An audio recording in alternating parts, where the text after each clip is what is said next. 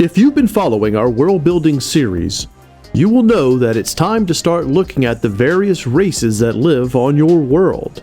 In tonight's Creator Classroom, we analyzed 3 different races from 3 different series, then create one of our own in the world of the Sleeping Goddess. Are you ready to learn about making your own sentient races? Good, because class is in session.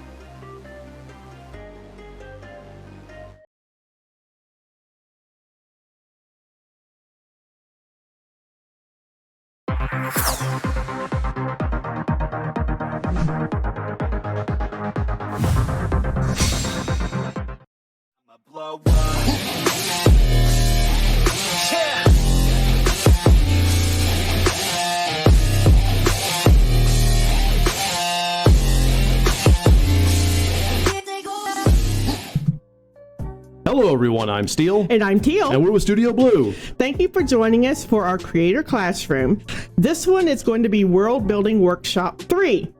Who lives in your world? All right, so if you're following this one for the first time, this is the third of 3 workshops, actually several workshops. Several workshops, about world building. This one's going to tackle the actual races, the denizens, the living people within your world. Previously, we talked about the world itself, and then we talked about the world's rules, like magic rules, etc. Right. Now we're going to go into the sentient races, and this will lead up to civilizations and governments and countries in another workshop. All the minutiae that go into your world. Exactly. This one focuses on the races.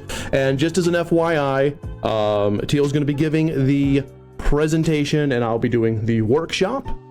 So let's go ahead and jump right on in. Remembering, if you are watching us on Twitch, please give us a follow and consider subscribing. And if you're watching us on VOD on YouTube, please smash that like button, subscribe, and ring the notification bell. Let's go on. Awesome. Let's get started. Right. Okay, the purpose of this presentation is to show you how to craft the races of your world. Right. We're going to craft the races of your world and their social structure using 3 different sample worlds. Very different indeed. Afterwards, Steel here will guide us through the creation of a sample race in our magical world of the Sleeping Goddess. Yeah, that's right. That's the one we've been building since pretty much the beginning. Right. So we have 3 races tonight. 3 races from 3 different worlds. We have the Miqo'te from Final Fantasy XIV. Uh-huh. What else we got? We've got the Silvanesti Elves from the Dragonlance novels. Ah, yes. And then the Tenctonese from the old Alienation TV show back in the 90s. Is it pronounced Tenctonese? Tenctonese. Tenctonese? Tenctonese, yes, yes. They were called the newcomers in the show. Yes. Now you are going to notice we are not doing anything from the Elder Scrolls. We're giving Nern a rest this time around. Yeah, poor old Nern. We'll say this before you jump in, Teal. Okay. For the Miqo'te in particular, we're going to be talking more about the NPCs. Because the Miqo'te can be a player race, obviously things change. It's different if it's a player race. Right. The rules don't necessarily apply if you're playing a Miqo'te. So we're talking about just more like the wild civilization, the NPCs walking around town. Those NPC Miqo'tes. Exactly. Okay. So let's jump in. All right. So these are the racial aspects that you want to consider when you're crafting your race. You need your physical characteristics and traits. That's right. You need your dietary and habitat needs. Things that people don't think about at first, yes.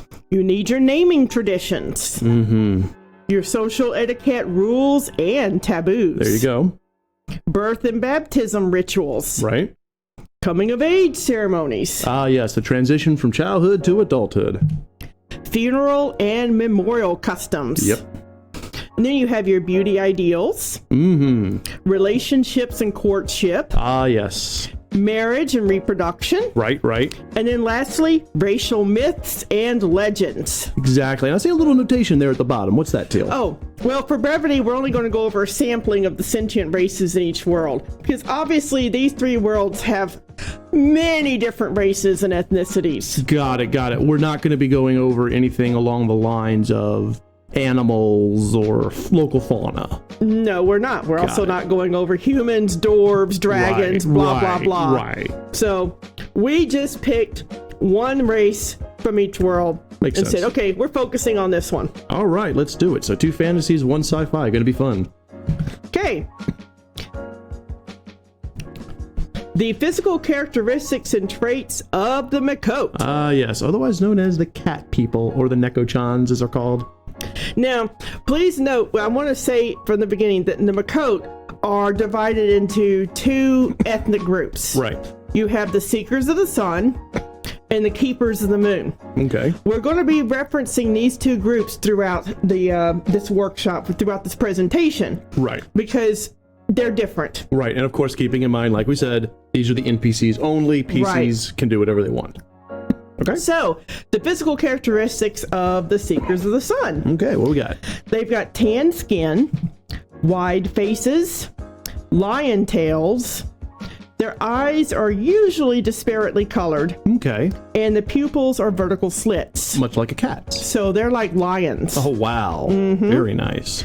The Keepers of the Moon have darker skins tilting more toward the blue and the gray. Okay.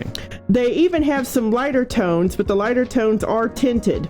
Okay. They have darker fur, larger ears than the Seekers, and they have rounder eyes with wide pupils. Okay. That's because they're night people. So they'd be more like a night cat, like a panther or something. Right. Okay. They have more pronounced canines and longer, skinnier tails. So yes, think of the Keepers as panthers. Very different ethnically from the Keep. So two very different variations of the same race. That's correct. That's actually, for an MMO, that's pretty damn good. It's actually highly detailed. Yeah, it is. Okay, let's move on. Physical characteristics of the Silvanesti Elves. Yes. From the Dragonlance series. Good old-fashioned template for the high elves. Right. Now, please note that I will be referencing the world they're from, the world of Kryn, throughout the workshop. Okay. Because they don't exist in a vacuum. Okay. Okay, so their height is typically 5 feet. The typical weight is 90 to 100 pounds. Okay. They have a fair skin tone. All right. Hazel eye color. Okay. Their hair colors tend to anything from white blonde to light brown. Oh, okay. Okay. It's more neutral. More neutral. Got it. You're not going to see warm or cool tones. They're absolutely neutral. Okay. Their physical build, they are slender, graceful. They have an almost supernatural beauty. Yeah. They have no facial or body hair. Their lifespan is typically 550 years.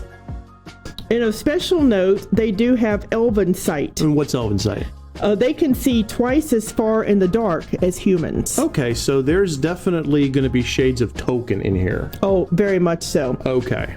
Yeah. All right. I can see where the Weiss and Hickman were inspired by J.R. Tolkien's High Elves. Yes, they were. Okay. And just to note, these Silvanesti Elves from Dragonlance actually provided a template for a lot of the other elves that came in later games and series. Okay. When you think of high elves, you know, being tall and beautiful and graceful and stuck up and blah, blah, blah, it came from the Silvanestis. Okay, good to know. So they were, like you said, the template. Right. Awesome. Okay, the physical characteristics and traits of the Tenctonese. The Tenctonese are similar to humans in physique, but they have the bulbous craniums. Right. They are completely hairless. That includes no eyebrows or lashes. Right. They have spotted patterns from the head down their back. It's similar to a lizard spine. Okay. These fade with age and senility. So if a Tenctonese starts to get senile and lose their mind, like Alzheimer's, yes, their spots will fade. Okay, awesome.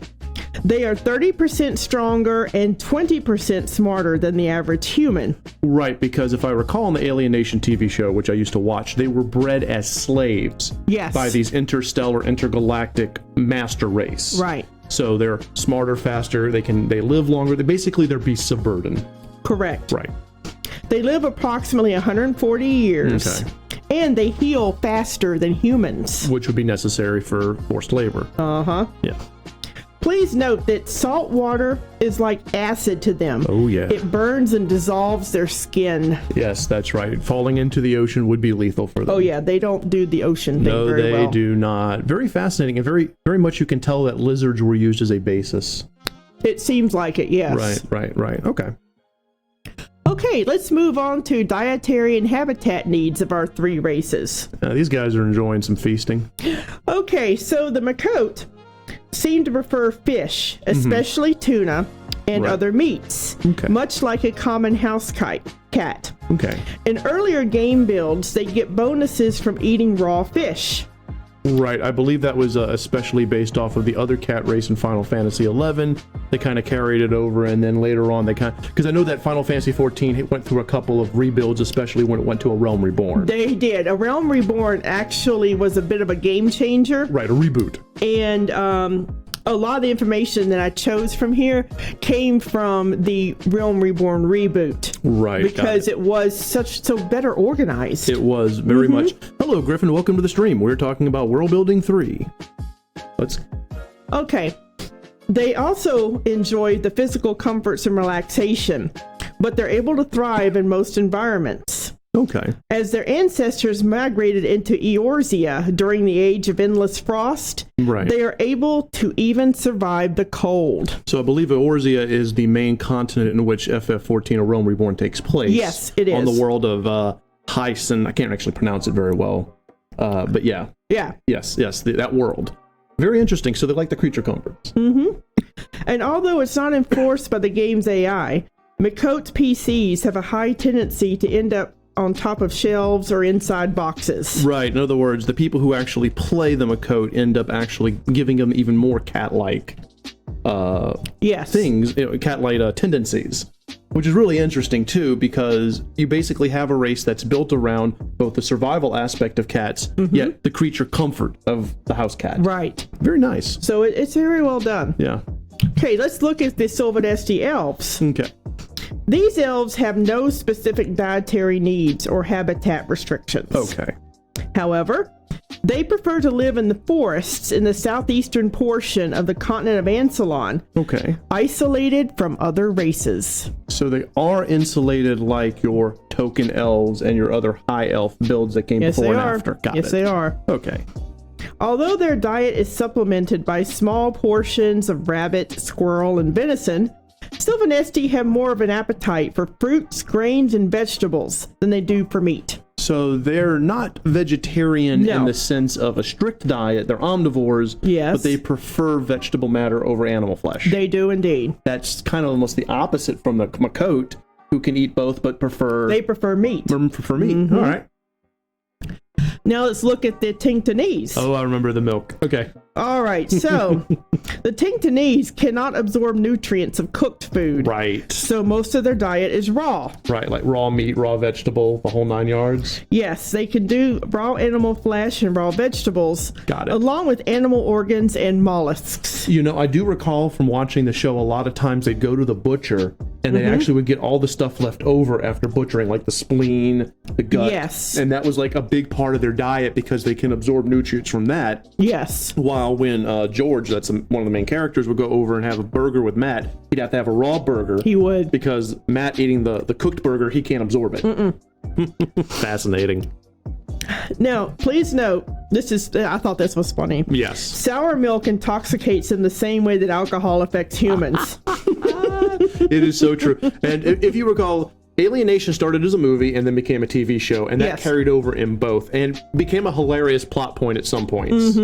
Yeah, sour milk gets them drunk. And although human alcohol cannot get them drunk, they can appreciate it.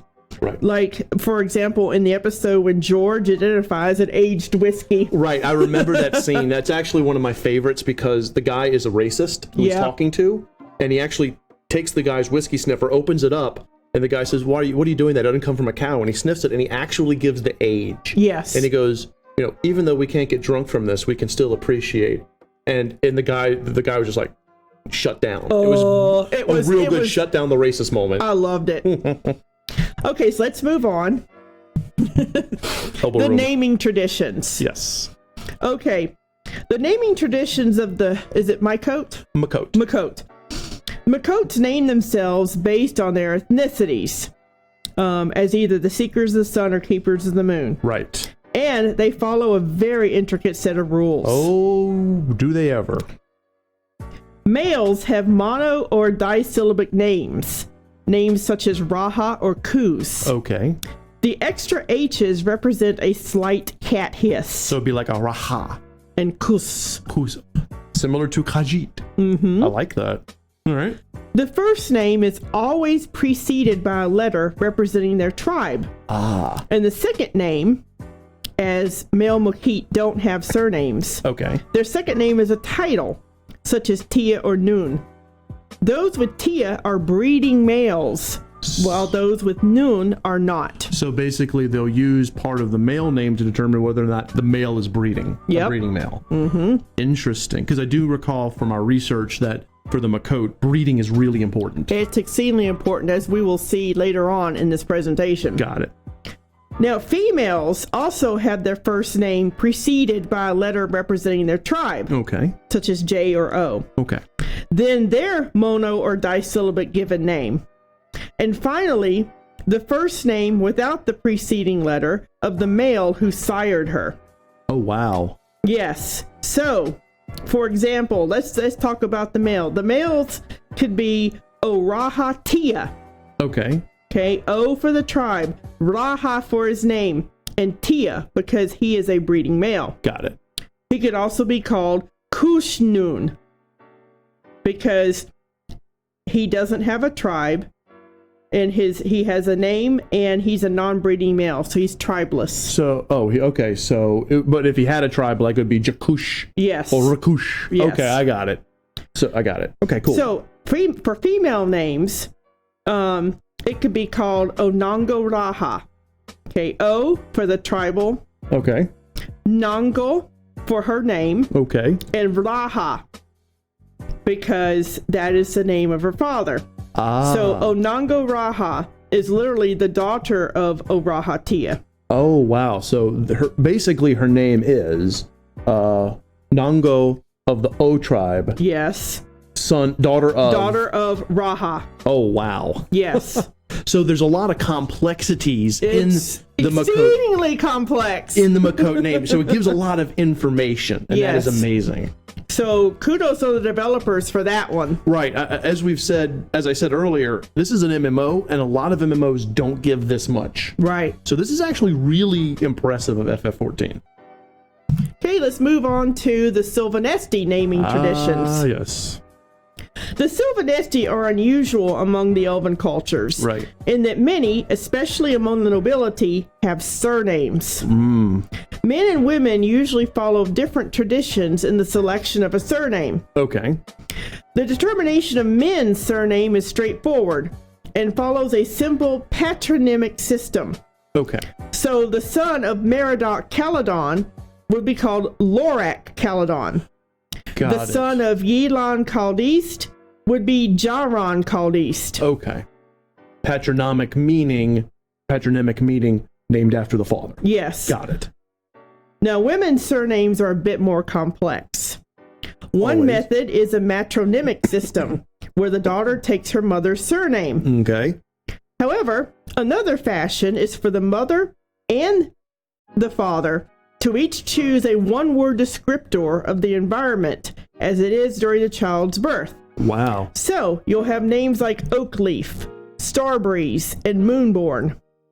That's actually pretty impressive. Further confusing matters, though, is that these systems occasionally cross gender lines. Oh, no. And a boy may acquire a name like Swift Cloud or Bright Wind. And a daughter may take her father's less poetic name. So my question to this, Teal, as you were a huge fan of the Dragonlance series in the day, still are, was a lot of this because Weiss and Hickman and other writers were kind of building together off the lore and sometimes mistakes would be made, or it was more convenient to name a character a certain way? Or was this intentional to have all of this complexity in the Silvanesti Elves? Now, that is a question that is outside the scope of this workshop, but I can answer that. Okay. It was a deliberate tradition. Wow. Because they wanted to set the elves apart from the humans. Okay. They wanted to set, in particular, the Silvanesti apart from everyone. Okay. Because the Silvanesti elves were meant to be your absolute highborn isolationists. We are so pure, our poop doesn't stink elves. We poop diamonds. Yes.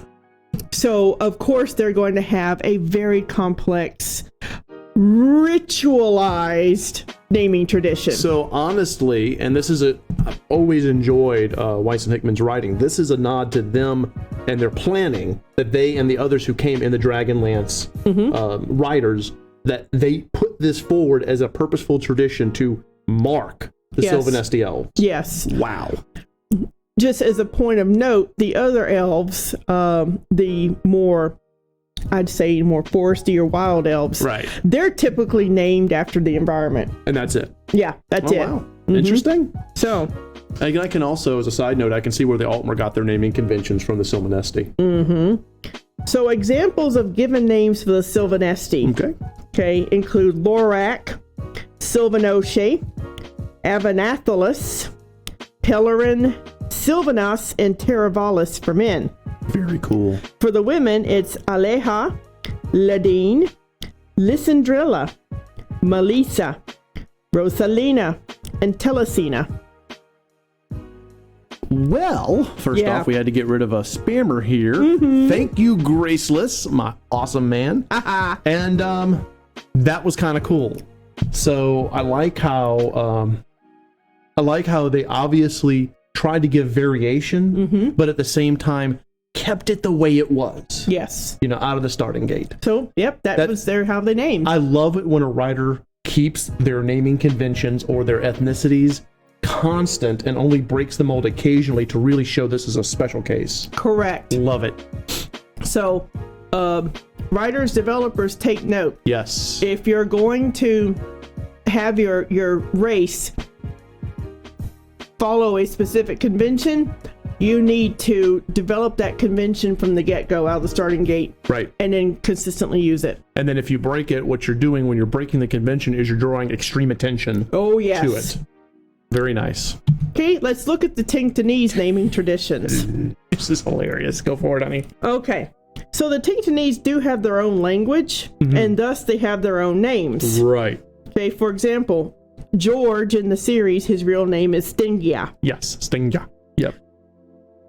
When the Tenctonese refugees were being processed for residence in Los Angeles, the Immigration and Naturalization Service gave each of them a human name because it was easier. Right. Okay. And because alienation is a social statement on immigration. It is. Over time, these INS agents started giving the Tenctonese names based on either historical or literary characters in geographic settings. Yep. Okay. Again, just for ease. Characters like George Francisco, who was originally Sam Francisco. Yes. Albert Einstein, Betsy Ross. That was all things. The INS people got bored. Yes. Please note that we don't know the naming tradition of the Tenctonese themselves. Right. Because, well, no one ever bothered to find out. Right. So we don't know how they come up with their names in their language. We don't know why George was called Stingia. We don't know. We don't know. We have no idea. And in the series, the one child that is born, George and Susan's youngest, Vanessa, is given a human name when she's born. Yes. So we don't know. Right. Also of note, though, humans do give them not very nice names. Nope. So, in the series, unfortunately, Tenctonese are also colloquially called either newcomers or slags. Right. Newcomer is sort of it would be like saying immigrant. Yeah. And slag, well, based off of slug because of the salt water, is literally an insult. Right. It's a bad word. So, yeah, it's interesting that of the three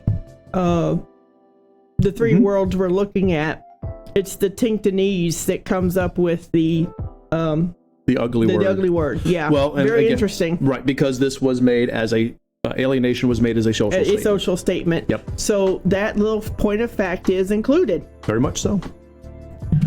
Okay, let's look at social etiquette rules and taboos. Start with the Miqo'te. The Miqo'te. They're so cute.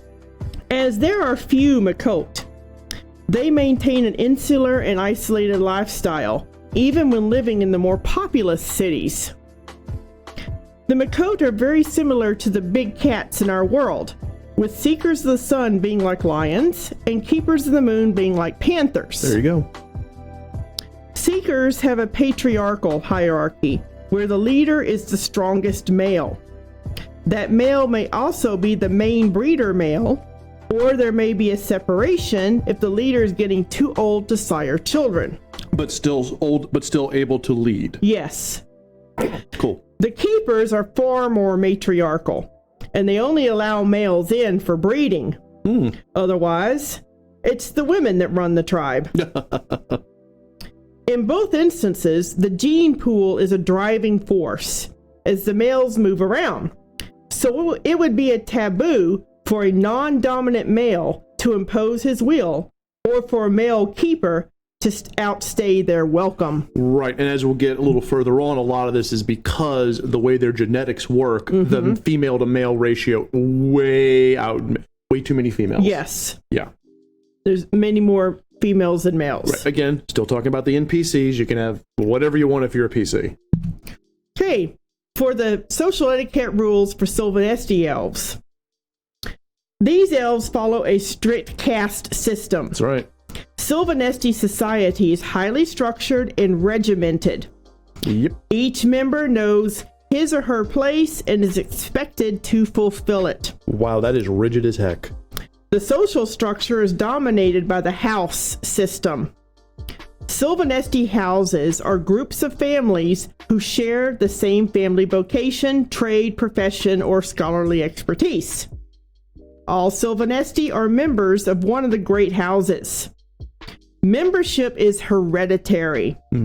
Children enter their parents' house upon their birth and remain unless marriage takes them to another. Okay.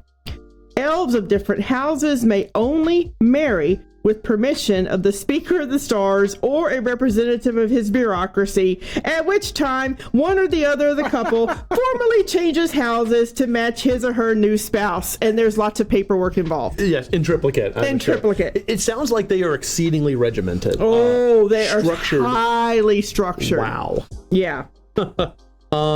I do have a quick side question for that. Is this born out of a necessity for them, or is it more that they themselves are just a very mentally regimented race? They are, they are mentally, they are psychologically very strict, very formal. Wow. Highly regimented. And let me tell you where all this comes from. This caste system of this regimentation. Because of their concept of racial purity. Oh, yeah. Okay. A large part of the Silvanesti mindset is the concept of racial purity. Right. And keeping the Silvanesti bloodlines pure. Because of this, the Silvanesti have set up this highly strict caste system. They have practiced isolationism for millennia. Yeah. They try to avoid contact with other races whenever possible. So they're as insular as your token elves, maybe even more so. Even more so. They are actively hostile to other races coming into their territory. You know, I can see exactly where a lot of this was taken by Bethesda for the Altmer. You really can see it now. Wow. Pretty amazing. Now, let's talk about their taboos. Okay. One taboo that really stood out to me was suicide. Okay. The harming of oneself, whether intentional scarring or suicide, is taboo. This is because the physical body is sacred and perfect. It is a gift from the gods of light. Ooh. To harm it is to disrespect the gods themselves. Wow. So, okay, are there any other taboos we're going to go over on the list? Because that makes me ask a question. No, this is the one that really stood out to me the most. So is suicide worse than homicide to the Silvanesti? What's the worst taboo? Or is it taking of life, period? No, suicide is the worst taboo. Oh, because at that point, it's like you're spitting in the face of the gods of light. You are choosing to harm your own body. Your gift. Wow. It is a more of a taboo than murder. Wow. And I'm assuming, of course, to the Silvanesti, it's worse to kill another Silvanesti than a non-Silvanesti. Oh, absolutely. Okay. They kill non-Silvanesti all the time whenever somebody crosses over. They get one toe into a Silvanesti territory and lop. You have like 100 warriors come down. You're all of a sudden you're a freaking pincushion. Oh, shit. It's kind of like trying to sneak into the Thalmor embassy. Botching that sneak bit. That's great. Yeah. That is awesome. Okay, the social etiquette rules and taboos of the Tenctonese. There you go. Most Tenctonese adhere to a highly matriarchal system. Mothers are the leaders of the household, not fathers. Okay. That does actually make sense from the number of times Susan wears George's pants. Oh gosh, yeah. When they fall ill, it is customary to bring gifts of living things, right, such as small animals or potted plants to brighten the sick person's mood. Right. Flowers. This is funny. This scene had me in tears when I saw it. Flowers which are technically dead are taboo. You don't bring flowers to a sick person. I forgot who it was who was sick because it's been many years since I saw this, but Matt, who's, you know, the human protagonist, brings flowers to them, and all the other Tenctonese, and it's a Tenctonese that's sick. Yeah. And all the other Tenctonese are looking at Matt like, And I think it was either George or whoever, the person who was either sick or recovering from a surgery. Yeah. They had to explain that even though flowers are beautiful, you've cut them, they're technically dead. Yeah. And anytime you bring a dead thing to a person recovering, it's kind of like you're reminding them of death and mortality. Yes. So it was neat how they fitted that in a very comical moment. Yes. And a lot of the comical moments from this series actually comes from Matt having no idea how the Tenctonese culture works. Yes, and as a side note, while the Tenctonese have been assimilated into human culture, some staunchly believe that they should stand by their own traditions. Oh, yeah. So, again, you've got that that theme of keeping your identity. Keeping your identity. Right, yes. right. I will say, and I don't know if this is even going to be in the presentation, but there is actually a slight caste system to the Tenctonese. There's the overseers that were bred specifically to keep in charge of everyone else, and they're actually hated by most of the Tenctonese when they've landed. Yeah. And there was also a lesser caste, I forgot what it was, that literally their job was to shovel shit. And they're kind of looked down on too. So it's kind of neat when you watch the series that there's kind of, you know, some overseers are still kind of bad. Yeah. Others are trying to make up for what they were bred into. And then some of the crap shovelers are trying to be more than just crap shovelers. That's very interesting. It's a statement on society. It is, very much. That show is nothing but one big social statement. Well, let's move on to your birth and baptismal rituals. There we go. So, it's a little baby Miqo'te. A little baby Miqo'te. All right. It's a kitten. This is something we touched on before, but this is where we're really going to hammer the point home. Right. The ratio of female to male Miqo'tes is very high, with considerably more females being born, anywhere from 10 to 15, to every one male. A lot of this data... making the birth of a male special. Right. And a lot of this data, stuff like the 10 to 15... Teal and I were pulling this from various forums, the actual wikis themselves, even sometimes Reddit posts where people work through the different numbers. So we may not be 100% accurate because Square doesn't give everything away. No. But it's a good representation. There's a lot more Miqo'te females than males. Absolutely. When a baby Miqo'te is born, they are given their name based on the following criteria. Oh, Lord. 1. Their tribal name as a letter. Number 2, their given name, given by the mother with respect to birth order. Right. And 3, their ending name. Baby males start as none, and baby females start with the first name of their biological father. There it is. So this naming, again, we're going back to the naming tradition. Right. Rather complicated. They jump through a bunch of hoops to give the right name to the person. Yes. It's interesting how that works. Now, they don't go into how that happens ritualistically, whether there's like, remember in Horizon Zero Dawn, they held Eloy up to the sun. Right. They don't go into that, but I'm sure there's some sort of thing that occurs, some ritual that occurs when a baby Miqo'te is born. Oh, yeah, when it's born, that's when it's given its name. Right. So I'm going to assume that there's some kind of ritual right there. Maybe a medicine woman or something painting symbols on you. Yeah. Who knows? Who knows? Yeah. But we're going to move on to the Silvanesti. Woo. Silvanesti children are blessed and welcomed into the world according to the life gift ceremony. This ceremony traditionally performed as soon as the child's mother has recovered enough to participate, is a ritual cleansing of the child, at which time the child's parents declare his or her name. So it is literally like a baptism, like a Catholic or a Christian baptism. Right there after the birth. Wow. So within hours of the birth, the child is given the life gift. That's right. ceremony. Wow, that is awesome. It is. They don't waste any time. They do not. They do not.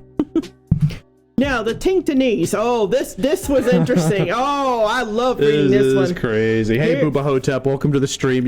You jumped in just in the right time. Yes. We're going to talk about the Tenctonese from Alien Nation Miqo'te.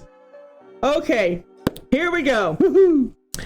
For female Tenctonese to conceive, they need 2 males. A binom, who is physiologically different from other males. Right. That's to prepare the female for fertilization. Yes. And a ganom, what we'd consider to be male, to fertilize the egg. I'm not done. I know. I am not done. There's more. I got a funny story to tell you, and this is over. The female carries the baby for only the first 8 weeks of the pregnancy. Then she transfers it to the male through their navels in a ceremony involving the entire family. Yep. As we show here with Susan passing Vanessa over to George while Emily's watching. The male carries the baby inside of a skin flap similar to a kangaroo's pouch for another 8 weeks, then gives birth.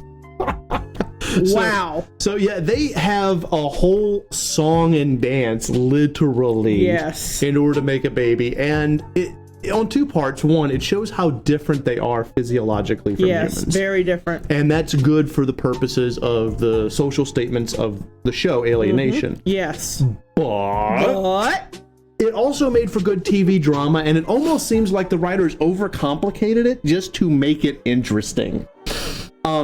The real funny part was the binom ganom part. The ganom is like what we call the biological father. Yes. That would be George to Susan. Well, in order for him to get her pregnant, the binom, which in this case was a character named Albert, has to ritualistically, they make a ritual out of it, have sex with Susan.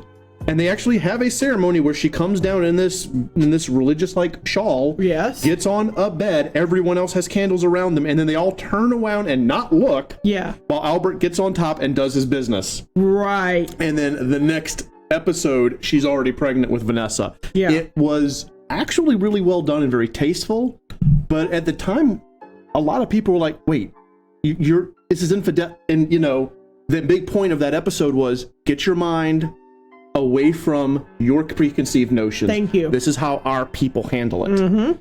And George actually tells Matt at some point, stop thinking about this as if we're human. It's insulting. Yes.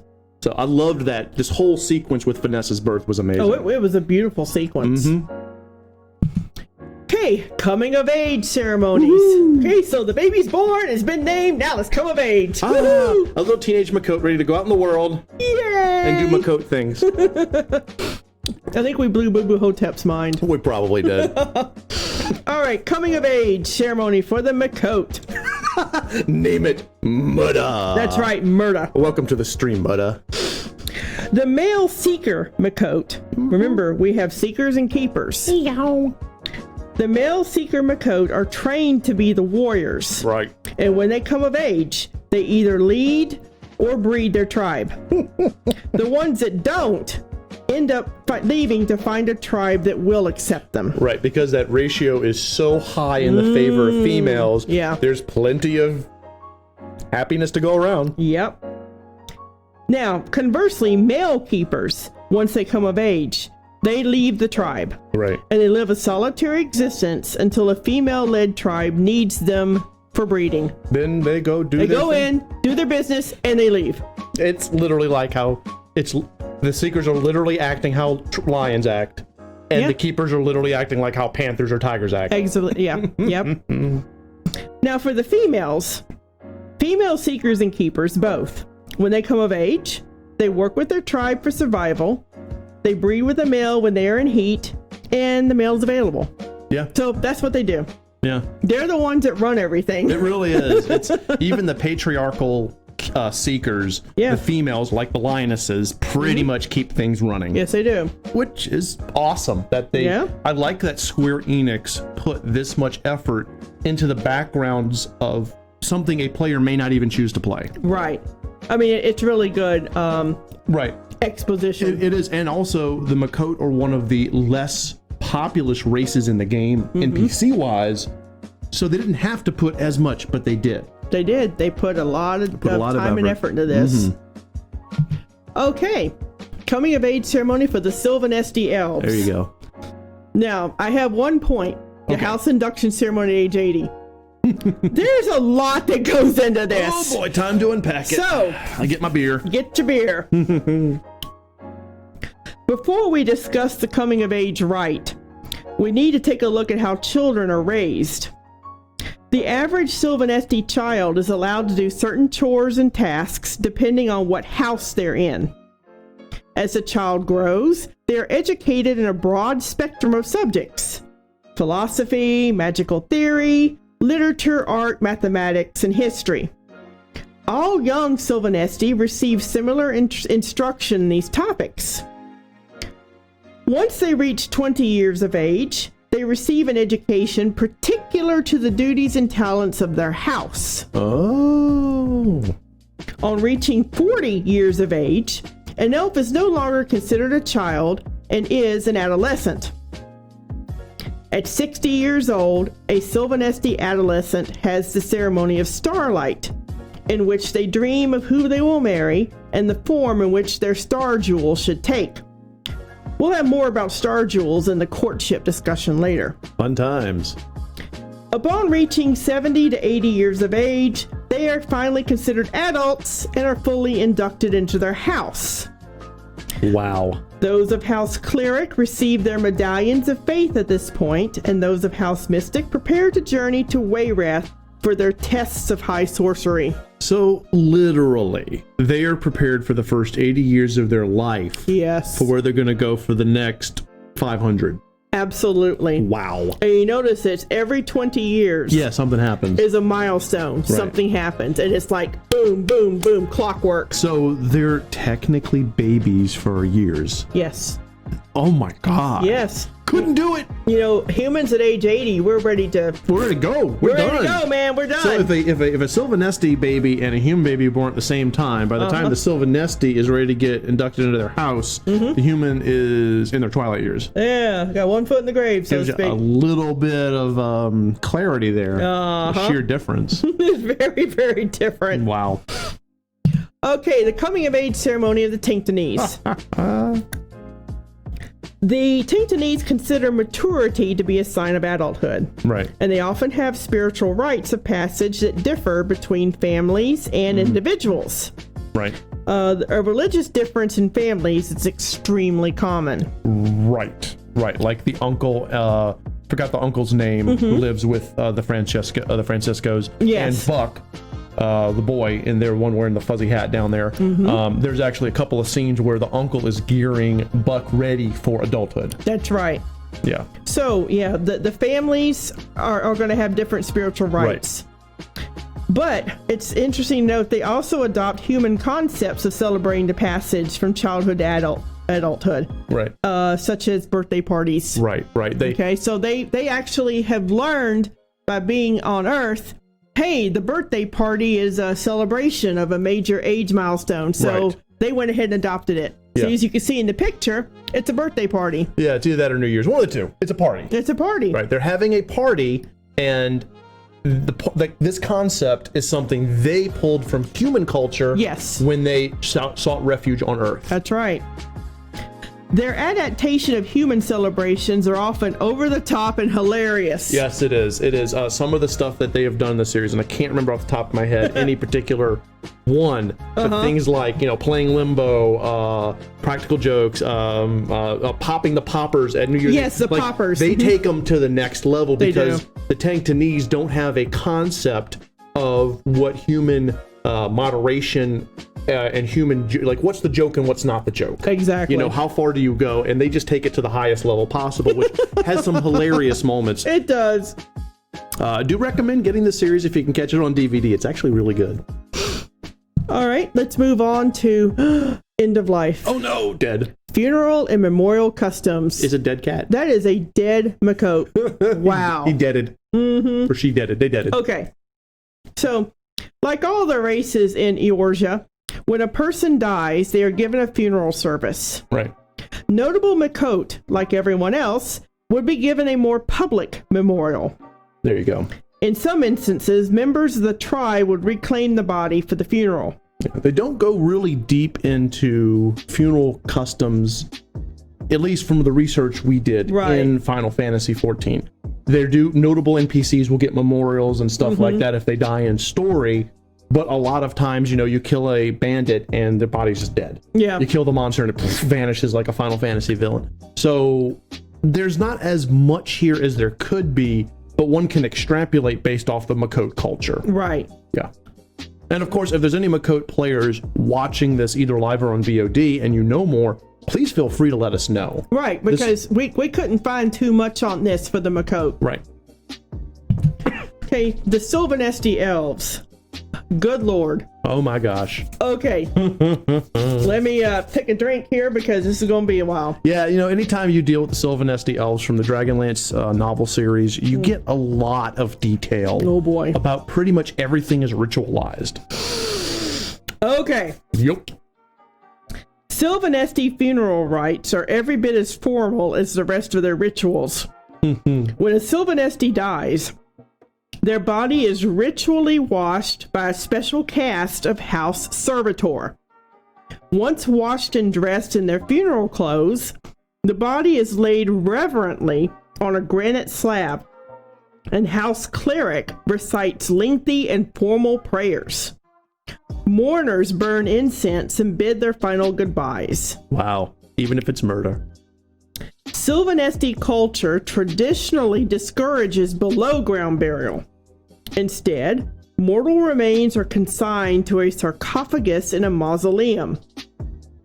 Different houses have different variations on this ritual. House Mystic adds, with great ceremony, the deceased's personal spell books to the house library. House Protector salutes a departed warrior with loud clapping. Wow. So they, depending on the house, what the person was, a warrior, cleric, etc., they may add more to it, but the idea is that it's highly ritualized and that the body is sacred and not returned to the earth. No, it's not. But within a memorial mausoleum, literally. Yes. You know, that kind of reminds me of some of the older school families in New Orleans, which, I mean, because of the water table, you can't really bury much anyway. You can't bury much in New Orleans because of that. But the really extravagant mausoleums belong to the older, wealthier families. Yes. Same concept. This is, wow. Except for everyone. For everyone. Yes. Because they're all nobles. Yes. Every single one of them. Right. Okay, anyway. Moving on. Okay, the funeral memorial customs for the Tenctonese. The Tenctonese are highly spiritual, and they mourn the passing of a friend or family member with deep emotion. Yeah. They feel it very hard when someone dies. As they would have their dead discarded into waste bins on the slave ships, they are not used to human funeral customs. Right. Burial is the most common simply because it's the most normalized on their host world. So literally, they learned after moving here to bury your dead. Right. They didn't have that before. Right. Because of slave ship. Of their status. Right. And the slave ship, it would be you'd put it into a bin, slide it down into a waste area. And that'd be that. And that would be that. So the idea of honoring the dead's body along with the memory, which has always been there, is relatively new to the Tenctonese. And that was fascinating because it shows that in a number of ways, when the Tenctonese had lost part of their cultural identity due to being slaves for so long, they pulled from Earth. Yes, they did. And said, this works for us, let's do this. And it really shows here in the funerary services. It is a great statement on an immigrant coming over and assimilating into the dominant culture. Into the host culture. Where they're going, host culture. Right, they're going, I don't have this, so let me borrow this. That's awesome. All right, let's move on to beauty ideals. It has a mole. Oh, the Miqo'te. They're so cute. The Miqo'te are always trying to attract a mate, so both the males and the females tend to have clothes that show off their assets, be it revealing or just making them cuter. Right. Most of them also have facial markings, which adds to their overall look. They tend to keep their ears and tails well groomed and do not appear to wear jewelry on them. Right. Now, that may or may not be a case, again, if you're a player and you know differently, but the ears don't usually have earrings and the tails don't usually have tail rings. Right. From the research Teal and I did. So it's almost like they're keeping that part separate, but then the rest of them they adorn. So, again, if you know differently, let us know. It must be because their ears and tail are very indicative of if they're a keeper or seeker. Right. Okay. Probably also sensitive. So that's part of their identity. So they're not going to clip it, pierce it, paint on it, etc. Right. And also, as the Miqo'te are essentially cats in the way they act, they probably let their body language push forth their beauty even more than their clothing or adornments. I would think so. So while a human, which are called Haruns, actually I don't know what they're called, they're like Hyur, however that's pronounced. The humans in Final Fantasy XIV would wear makeup and jewelry. A Miqo'te would be more the way it presents itself, themselves, for a beauty ideal. Yes, they would. Okay, the Silvanesti Elves. Oh boy. Okay. Is it highly ritualized again? It's another long page. Jeez, it's not ritualized. It's snobby. The grace and beauty of a Silvanesti is often described as ethereal. Their skin is of the color of white pine, with some even fairer still. Their hair ranges from the light brown of maple to aspen bark white, and it's often worn in long, elaborate braids and arrangements. Silvanesti eyes are ideally the rich color of walnut. Silvanesti dress is designed to showcase luxury. Both sexes wear a great deal of jewelry. Rings, bracelets, earrings, ornately buckled belts, necklaces, pendants, and brooches are common. Women add extensive ornamentation in their long, luxurious locks. All right, so show of hands in the chat. Who wants to shoot a fireball at these pompous butts? God damn. I thought the token elves were bad. They ain't got nothing on these guys. Silvanesti are special. Just snaps. I love them. Moving on. To Tenctonese. The Tenctonese. The Tenctonese find the spots on their partner's back to be sensual, and they focus more on that than the face. Right. There's a thing called humming, where they hum on the spots, and that's like foreplay for them. The spots on the small of the back are also erogenous zones. They also consider the formation of the ear slit to be sexy, such as the way Susan or Kathy's ears are formed in the series. Right, like there's Kathy right there. She's supposed to have very sexy ear slits. Right. They are also highly attracted to a person's inner self. Right. Which is why in the series, Kathy falls for Matt over the course of the series, movies, and novels. Right. As Matt starts to soften up and learn and grow, his rough nature gets chipped away, and there's a more sincere person, and Kathy falls in love with that person. She falls in love with that person. Yes, who Matt transforms into. Interesting to note, the whole erogenous zone idea came from literally a moment in the show where they were trying to dance, and Kathy, he put his hand on the small of her back, and she just starts flushing, and she's like, and he's like, what? It's like, that's an erogenous zone. You need to stop. And he's like, oh shit. And she's like, yeah, put your hand higher when we practice. Yeah. And he's like, okay. It was a hilarious moment. And it was a hilarious moment, and that set the tone for everything else after that. It did. It did. And it made their relationship even cuter. Yes, it because did. It started, like very early on, there was, you touched me in the hoo-hoo. Yeah, pretty much. All right. But yes, they their beauty ideal is tied up with their spots. Their spots, yeah. Very awesomely done. So we move on from beauty to relationships and courtships. Yay, love. Love. True love. For the Miqo'te. The Miqo'te. The Miqo'te are highly sexual because of their male to female ratio. Right. Again, we're drawing upon that. Right. That's very important to this species. Most males won't have a problem finding someone to mate with. Nope. But the females often turn to other races to release their urges when a male is not around. Yes. This has led to a misconception that Miqo'tes are hypersexual and always horny. They're not. They have needs, and needs have to get met. Exactly.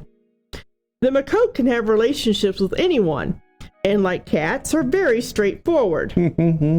Outside of tribes, Miqo'te can and will court and get serious with other Miqo'te and other races. This is especially, as we're talking mostly about the NPCs, this is especially with your PC ones, where they'll marry whatever, they'll date whatever. Yes. But the NPCs... But the NPCs... Right.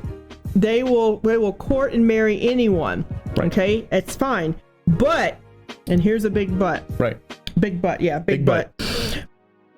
In a tribe, it's very important for the genes to pass on. Right. So within a tribe, it's regulated. Right. That's why you have the breeding male. And that's the thing that Teal and I found fascinating when we were researching this race, is that if you take them outside the tribal culture just for a moment, they can relax and be a little bit, more chilly, more cool, more chill with sleeping with and being in a relationship with someone else. Sure. But when you put them in that tribal mentality, the moment they're in a tribe, they're just closed into that genetic pool. All they care about is the tribe and genetic pool movement. Exactly. Yep. Welcome to the stream, Berkeleos. And Berkeleos says, so some of us have a shot with Miqo'tes. Yes.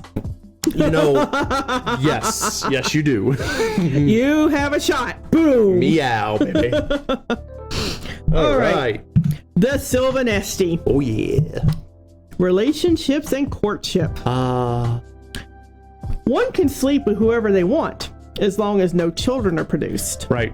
However, the process of choosing a mate is one that sometimes involves over a dozen people, in addition to the couple themselves. The couple may privately exchange a star jewel, or a pair of them, demonstrating their love for each other. Aww. Star jewels are magnificently crafted pieces of jewelry, often worn as a brooch or pendant. Wow. They create a magical connection, allowing the giver to constantly sense the health and well-being of the recipient. That is amazing. Welcome to the stream, Kia. And yes, absolutely. So she's talking, Kia's talking about the Miqo'te. Yes, the Miqo'te do have tastes. Absolutely. Oh, absolutely, they have tastes. Absolutely. And that's both the NPCs and the PCs. Yeah. So, yeah, and then with the Silvanesti Elves, it's pretty much this song and dance of ethereal connections in which one star jewel finds... It seems like it's very highly ritualized, not the casual sex part, but finding a life mate part. Yes. Now, please understand that this courtship... Right. It's being driven by marriage. So what I want to say is about the Silvanesti is, yes, you can have a couple, a bonded couple. Right. Okay. It's okay. They can even exchange star jewels. Right. That doesn't necessarily mean that they're going to get married. That's a different ball of wax. Okay, so like nobility, sorry, my brain went blank for a second. Like nobility, it's the marriage is not necessarily the same as your relationship. Right. Okay. And did I see this dog fox cat? Yes, Rising of the Shield Hero anime dog. Yes, we've seen it before. Yes. We actually got to watch Hawk play it, and Teal and I are huge fans of the Rising of the Shield Hero anime. Yeah. And we were not pleased with the game itself, simply because we felt it didn't do the anime as much service as it could. But we didn't have a problem. We didn't hate it, but we were like, no. But yes, thank you for showing that. Okay. And welcome to the stream. Okay. So that's all I have to say about the Silvanesti courtship. Yeah. Okay. Moving on to Tenctonese. Tenctonese. You are very welcome, dog. Well, enjoy. Tenctonese prefer monogamous relationships. And they have a drug that can ensure faithfulness between two partners for life. So that actually is an entire episode where someone administered the drug to someone without them knowing, and once you sleep with the person, you literally become obsessed with them. Yeah. And this guy was going around killing everyone else flirting with them. Hello, Blaze. Welcome to the stream. So it was a murder plot. Yeah. When you find out about this. But they do have this thing that does that. Yeah. Interesting as it is. Burglars, thanks for the warning. Also, I love the song so much. I worked on guitar. Yeah. I'm not going to disrespect anything that anyone makes. We just felt the anime was stronger in its own right. Okay. Much stronger. Please, okay. Yeah. The Tenctonese have a very relaxed view of sex and think being uptight about it is silly. Yeah. However, they do take it seriously. Right. And they view porn as juvenile and ridiculous. That's actually a really funny thing, too. Hey, Blaze, we're doing great. We're just doing a world-building workshop, so please feel free to watch. Yeah. So I find it interesting because as the show goes on, it's very obvious the Tenctonese are super chill about sex because it's fun, it's good, enjoy it, that kind of thing. But then when they see a centerfold, they actually look at Matt like, man, you're just a kid. Yeah. That's like something a kid childish, would, very juvenile. Right? Yeah. They can easily enter serious relationships with humans and can procreate them. Yes. Although, unfortunately, the offspring doesn't survive long after birth due to genetic issues. And this is actually explored more in the novels. Matt and Kathy eventually have a child, and the child doesn't last more than like a few minutes to a few hours. Right. And when they do the autopsy, it wasn't a birth defect. It was the Tenctonese DNA, because it was bred to be so strong, kind of killed the child DNA, the human DNA. The human DNA, yeah. In the baby. And it's unfortunately that was the last book. They never went anywhere else with it because the series unfortunately just stopped. It stopped, but but it's good to know that it was possible, and perhaps if they ever reboot the series or pick up the novels again, maybe they'll find a way to give these two a happy ending, because they were the romance of the story. Yes, they were. George and Susan were a very strong married couple, and Matt and Kathy learning to love each other was kind of the cool part of the series in the books. It was. All right. So, now, you're having a relationship, you're having a courtship. Let's move to marriage. Marriage. It's a bondage of love. True love. Outside of tribal life, the Miqo'te marry and have children like everyone else. Right. Inside the tribes, though, the selection of mates is more geared toward passing on strong genes. Yep. The seekers typically have a breeding male who could also be the leader. Right. The strongest male in a tribe claims control of the females. Pretty much. While the weaker ones leave to find new tribes to breed with later. Right. As the keepers are female tribes, their males wander in to breed until the females send them off again. Yeah, they're done. Yeah. So, I mean, honestly, again, and this is talking about the NPCs, because a PC Miqo'te can marry whatever the player wants them to marry. Well, sure. But, the Miqo'te don't focus on marriage as much as the reproduction side of things. Correct. However, it's not uncommon. You will see a Miqo'te in the city marrying perhaps another Miqo'te or a human. It just depends. It depends. But as Teal was saying earlier, once you go in that tribal structure, ultra strict, because it's all about passing on the genes. Yes, it is. Yep. Now, the Silvanesti. Elven marriages. Marriage is a very formal affair in Silvanesti culture. Woo. Marriage of two young elves of different houses requires the permission of the speaker and the heads of both houses. That's that whole forms and triplicate thing you were talking about earlier? Yes, it is. Some houses, during some times of history, only allowed marriage within the house or to members of certain other houses. There you go. These policies are driven by equal parts politics and the intense focus on the purity of one's bloodline. Yeah. Even marriages within a house are subject to the approval of the head of the house. Yeah. Arranged marriage is not officially practiced among the Silvanesti, but unofficially many houses play, for political reasons, such an insistent and coercive matchmaker that arranged marriages are, for all practical purposes, a common reality. Oh, wow. And Thank you. Tron just subscribed. Thank you for the sub. 6-month anniversary. Congratulations. Yes. Let's go. Thank you, Tron, for being a loyal follower. And it was a Prime, so thank you for giving us your Prime, sir. Thank you very much. Yes.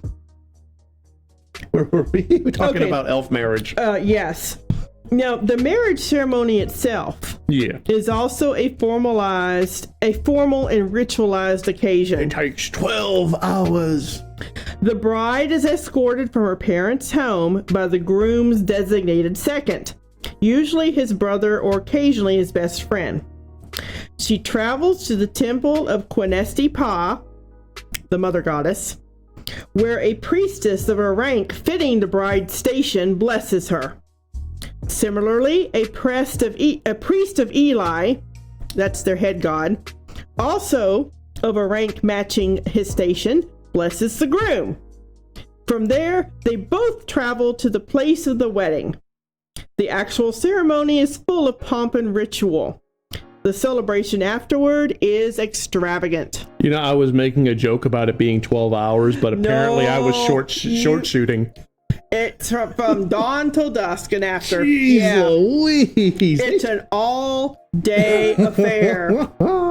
Okay, wow. Berkeley says, and then the best friend, but the drama. If it's a good campaign, Berkeley, absolutely. Oh, yeah. How do priests rank up in the church? Do they just pray harder? Actually, there's probably a ritual for that. There probably is, and Weiss and Hickman probably planned it all out. Mm-hmm. The Dragonlance novels were really good, and I'm sure somewhere they mention a priest going through the ranks. They probably did. Probably do. Somewhere between Raceland doing this and Raceland doing that. Maybe they drink the blood of lesser priests. Yeah, that's exactly. You level up by Diabloizing like a vampire. Oh no, they wouldn't do that because that's right. That's against. They worship the gods of light, right? And blood ritual is the gods of darkness. So not doing that. Welcome to the stream, Shaymander. Yes. Can I do a class called World Destroying and just get a scroll of Summon Taras? Not a bad idea. That's not a bad idea. After our world building series, we'll have our world blowing series. There we go. We blow up the world. All right, moving on. Okay, marriage and reproduction with the Tenctonese. Oh, they're so cute. Usually the Tenctonese marry for life and will have between 3 and 5 children. These are rough estimates just off of our research. Remember, they're monogamous, right. So they will marry for life. Right. After crash landing on Earth, the refugees felt safer having smaller families. Right. Their weddings are not explored in the TV series, but it's assumed that they are very spiritual affairs. Yes. Please note, they are fully accepting of same-sex relationships and marriage. Absolutely. Yes. They do not see the difference between 2 males, 2 females, or a male and a female. To them, if you love what's inside the person, and the 2 of you are compatible, that is all that matters. That's all that matters. Yeah, and Tron, this was back in the 90s. Yes, this was a 90s TV series. Quetzalcoatl was one of the son, also creator guy. Yep. Oh yeah. Okay. So I actually love these guys, George and Susan. The show only lasted 1 season, unfortunately, because it was very successful. Yes, it was. But they paint these as a very stable couple, which despite their ups and their downs, they work together as a family unit. It's a really, really good marriage in a TV show. It is. All right. So let's get away from the personal and go to the cultural thing. Right. The racial myths and legends. Ah, yes. So for the Miqo'te, any of the Miqo'te can worship any of the 12 gods. Right. These are the gods of Eorcia. Right. They can worship them at any time. Okay, so there's no prescribed ritual or custom for worship. It's just, okay, here's these 12 gods. Have at it. Right. And they worship them however you see fit. Right. And the primals and such. I mean, we're not going to go too deep in the mythology of the world, but pretty much you can only do one thing if you're a Miqo'te. Right. But having said, by the way, Berkeleyos, the Tenctonese have 2 hearts, so that's even funnier when you say that. Hello, Delic. Welcome to the stream. Okay. Okay. Now, again, we're looking at the difference between seekers and keepers with the Miqo'te. Seekers have a propensity to worship Azima, the warden. whereas keepers have a propensity to serve Minfina, the lover. So there is a preferred god and a preferred goddess, but not a required. It's not required, which is very interesting. And right now, Shaymander is bargaining for souls in chat. So, Shaymander, we get our 10% cut. Yeah, we get 10% cut. Yep. All right. The Silvanesti. Oh, no. So much. Silvanesti religious practices are dominated by reverence for Eli, the chief deity of the gods of light. They look to the king of the gods for inspiration, protection, and guidance. They also show reverence for Quinesti Pa, Eli's wife and companion. Wow. Other gods of light are Asterin, the Song of Life, who inspires joy and determination among his followers. The Blue Phoenix, Lord of land, sea, and sky, who offers peace and serenity. Wow. Materi, friend of Eli, who offers comfort. And Kiri Jolith, son of Eli, who brings righteous fury from the heavens. Wow. Shaymander, pick one. While many Silvanesti favor one or another of the gods of light, almost all Silvanesti publicly show reverence for the entire pantheon. Wow. So they are very religious in general, even though they... So like the Miqo'te, they have options, but there's preferences. Yes, absolutely. That's amazing. Yeah. And Tron, that's true. Actually, Tron, we looked at that as one of the possible ones to go into, but we just, for whatever reason, the Warhammer universe. Yeah, we decided to go into a different direction, but Warhammer was one of the ones we looked at. It's a very good. Same thing with Warhammer 40K. They're like both of the Warhammer universes have a really strong like how their races are built. So good stuff. Get part of the soul if you want. Yeah, part of the, you can give our share of the soul or our share of the money. Pick one. Shay, you're good. I prefer the money. Okay, money then. That's what Joe wants. Yeah. Money. You can have the souls then. In Silvanesti creation myth, the elves were the first children of the gods of light. Oh wow. Predating even the dragons. Their forest is the place where life first appeared on Krynn. Krynn is the overarching world of Dragonlance. Right. For countless generations, the elves existed as scattered tribes of forest folk. Yeah. Then, the charismatic warrior hero Silvanos unified many of the forest elves one night on the sacred hill of Sol Fallon to create the Silvanesti nation. Wow. His brilliant oratory under the crystal clear night sky inspired the clan chieftains to join him. For centuries thereafter, the heads of what became the great houses of Silvanesti boasted that they were there the night the great Silvanos united the elves. You know, one, Silvando. Sorry, had to get that out. You had to. Second, I actually am going to have to go back and read some more Dragonlance. Like, I'm going to have to pop out some of your novels. I forgot their creation myths. Yeah. I honestly forgot. It's been so many years since I've cracked a Dragonlance novel. Well, you'll want to read the Chronicles of Silvanos. Yes. Because that contains most of their racial myths and legends. Yep. Good stuff. Very good stuff. All right, let's move on to... Okay, the Tenctonese. Woohoo! The Tenctonese have at least 3 major religions. Right. The biggest being Selenism, which is based on the stories of the martyrs Selene and Andarko. Others, including an even more matriarchal religion that worships the goddess Ionia. And there's a third, a philosophical religion based on the concept of worshiping the emotion love. Right. I believe Kathy actually follows that one. She'll often say, love guide me, love protect me. Yes. Yeah, very interesting how they handle the spiritualism. But amongst the 3 major religions, everything is highly ritualized. Right. Although secularism is not common, they do enjoy secular holidays like the Day of Descent. Right, which is the day that they came down from the sky and landed in the Mojave. Landed in Earth on the Mojave. That's correct. Yeah, which is interesting too because they didn't have a concept of secular holidays prior to landing on Earth. And when they did land on Earth, they saw the different stuff we had. They were like, we can do this. So again, borrowing from humans. Right. Like Christmas means nothing to them religiously, but they enjoy the idea of exchanging the changing gifts, Right. and the Family. whole the family and Yeah. goodwill towards everyone. Right. Yeah, so Right. they embrace that. Right. So it's nice that their secular holidays come from appreciating what humanity does. Right. What humans do. It's really interesting. And to me, I think it impresses a beautiful point of the series where they where the Tenctonese allow their culture to be influenced positively. Yes, they do. But cut out the negative because they are all about, keeping themselves whole and getting through it, the enduring. They're very spiritual people. Right. They have deep emotional connections. Yeah.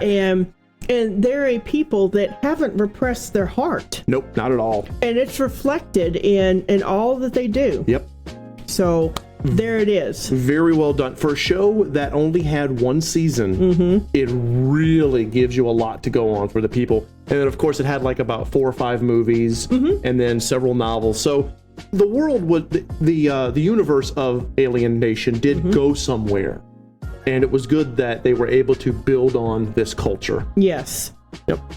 So that takes us to the end of the presentation of how to make a race. Yay, Teal. Yes. Did it again. Woo-hoo. All right, hon. So next, after taking a short break, we're going to actually create a race with right. steel. Yep. Dog Fox Cat says that's how any people feel towards Christmas, the gift day. Yep, the gift You're day. not wrong. You're not wrong. No, you're not.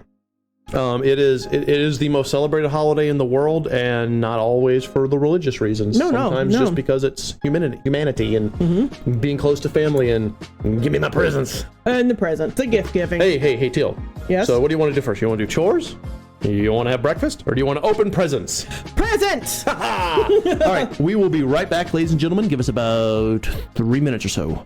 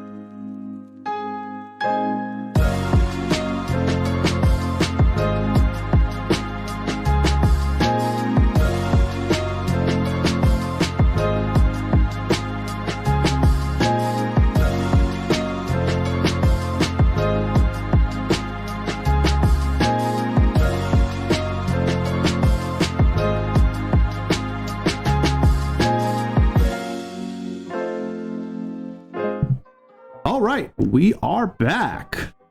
And welcome to the second part of our workshop Yep. where you guys create a race from our sleeping goddess world. Right now, so just to bring up the idea of the world, what we are dealing with is a world. I'm going to give you guys a quick summary. And it's been a little while since we explored that world. Right. So this is going to be me writing and reminding at the same time. So the world is effectively a prison for a hyper advanced being that the world's denizens know as the sleeping goddess. Yes.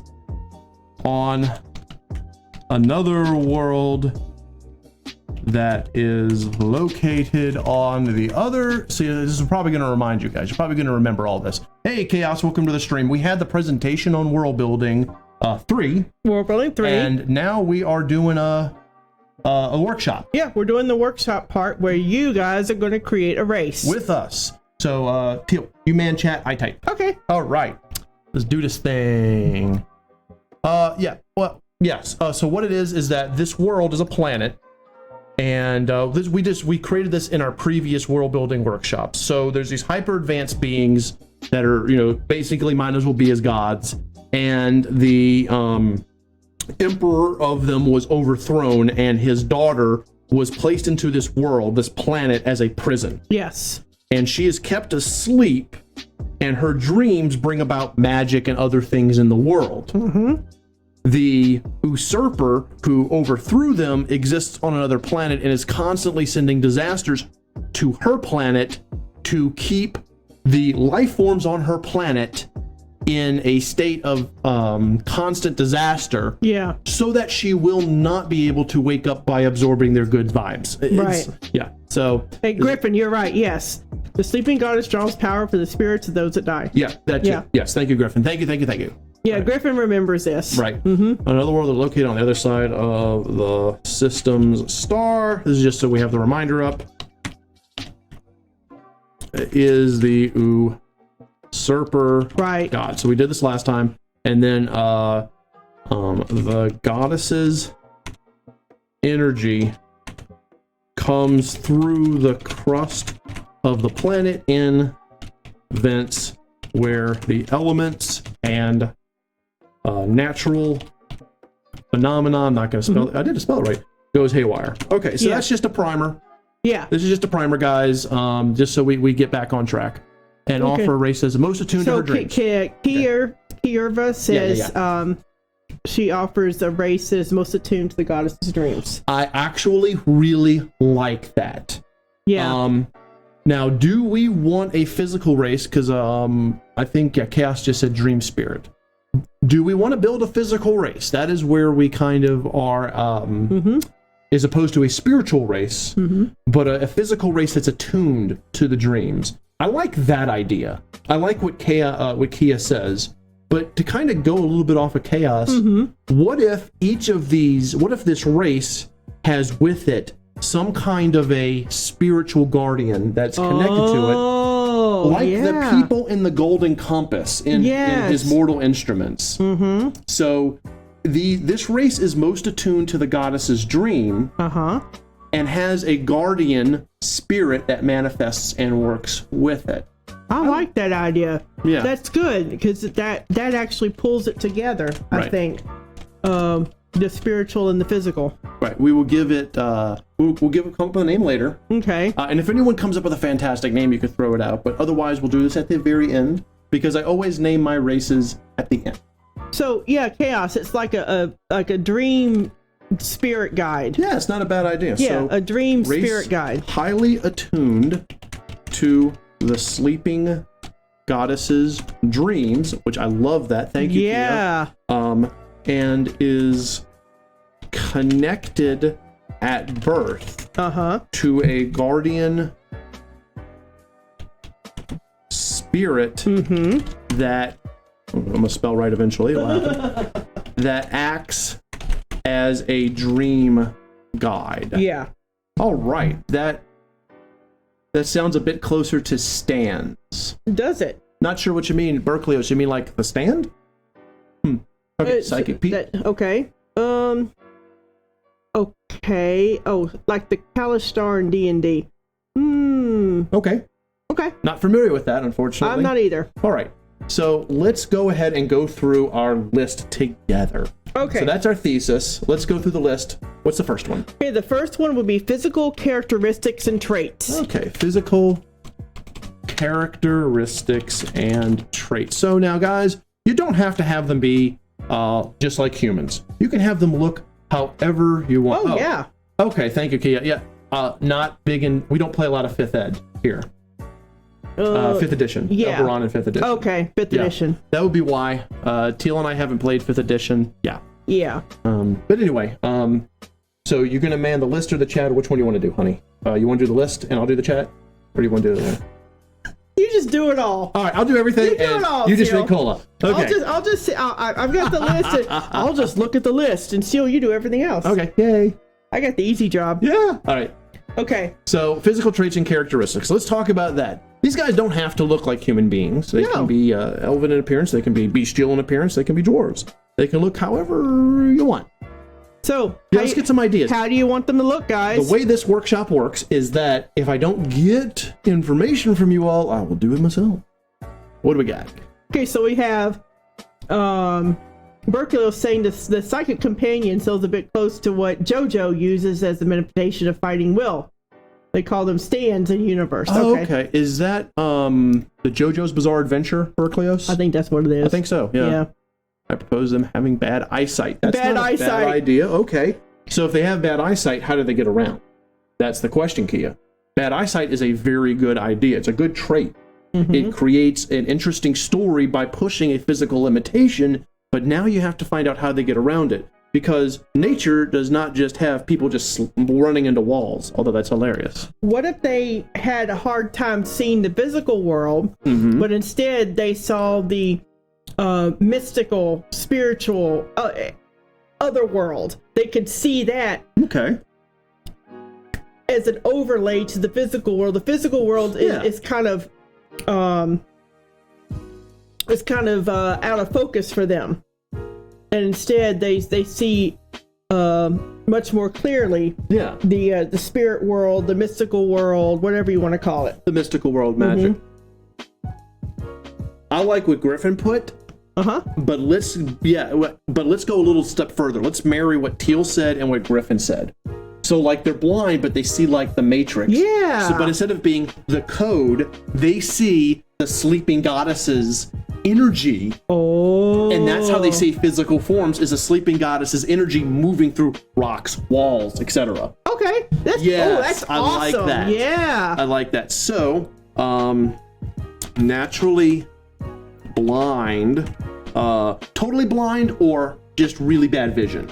I would say really bad vision. Because they'd have to have use of their eyes in order to see this. Yes. Yeah. Okay. All right. So because the objects of the physical world are really muted to them. Right. To the physical world, which is... Are you serious, dog, fox, cat? Probably. What do you say? They have tentacles in the back. You know, funny side story. Back when Teal and I were playing in a tabletop game, that was a disadvantage you could get for points during character creation, which is tentacle growing out your forehead. Yeah, tentacles. The GM gave us that as something we could buy. That and no bones. No bones. No bones. Boneless. Put us in a bucket and have us... And just throw us at the enemy.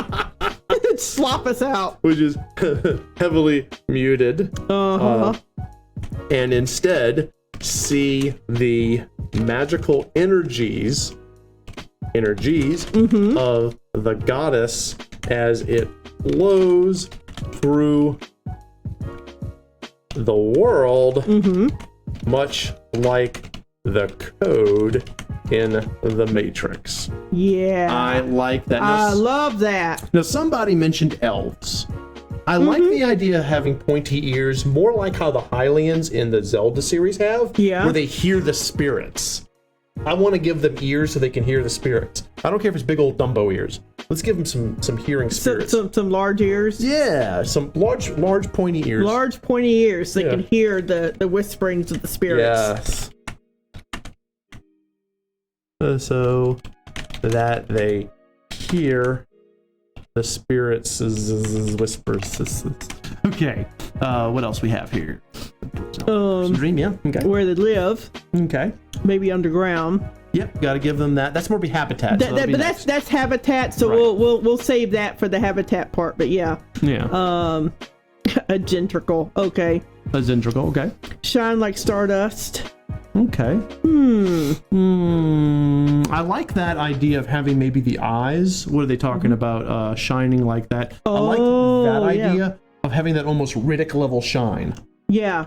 So let's put that over just here. The eyes shine like stars. Yeah. Have a Riddick like shine that is like stars. Yeah. I think it was someone mentioned, I think it was Bubba Hotep mentioned the evil god. Hold on. Is this where I can ask the question about the evil god?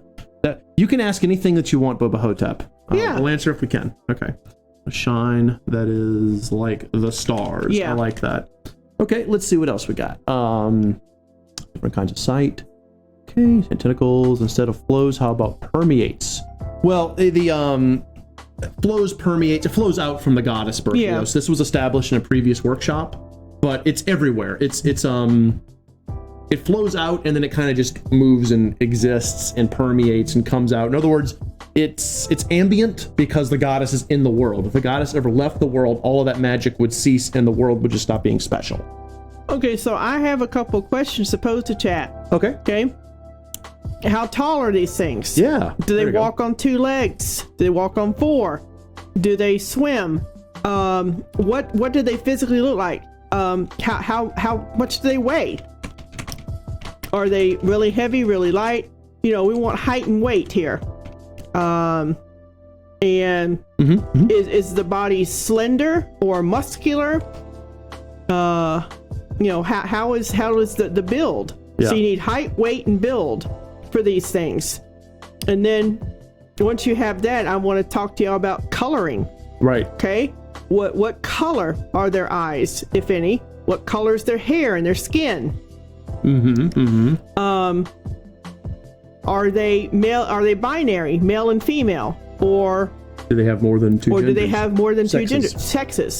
So, start throwing out those ideas because we need to have all those physical characteristics. That's really good, Teal. I like what I think it was Kia who said their form of blindness could be starless eyes. I like that, so I added that in. That's really nice because then they could actually have someone that is truly blind. I think someone also mentioned echolocation. I like that too. Yeah, Chaos mentioned echolocation, which can be used for a, and I'm just going to put it in quotes because remember we're just brainstorming here. Spiritual echolocation.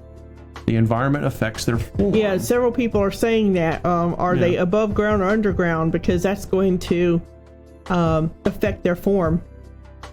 I actually like that. Well, we have them living either one. You can go either way. You could build a case either way. You could. But thank you for the follow, Brain Types Code. Brian Types Code. Brian. Thank you for the follow, sir. Okay, so where were we? We were talking about. I think we're tending to bring them below ground a little bit more because of things like echolocation and stuff. Yeah, and being closer to the sleeping goddess. So yeah, I love the idea of a physical appearance that is affected by the environment to some extent. Yeah. Maybe they change a little bit. Oh, highlight my message. So if I were going with an evil god that is tasked with killing everyone on the planet every 1,000 years, or here is the question. You know how humanity is always prone to kill each other? Would the evil god continue to do the job despite humanity's love of war? Well, in this world that we built, it's usually man versus the environment. Yeah. As a conflict source, but you would still have man versus man.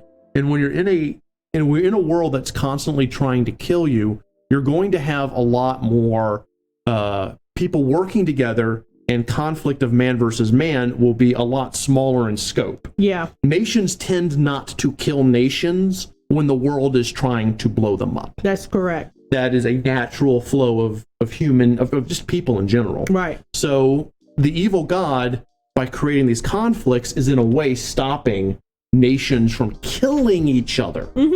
Although you will still have interpersonal and intergovernmental conflicts because as soon as you put 2 people in a room, you've got politics. Yeah, correct me if I'm wrong, but I thought the point of the evil god was to keep the goddess sleeping, not to kill all life on Earth. It isn't. It is on the planet. Right. So. It's to keep the goddess sleeping by causing pain, misery, that kind of thing.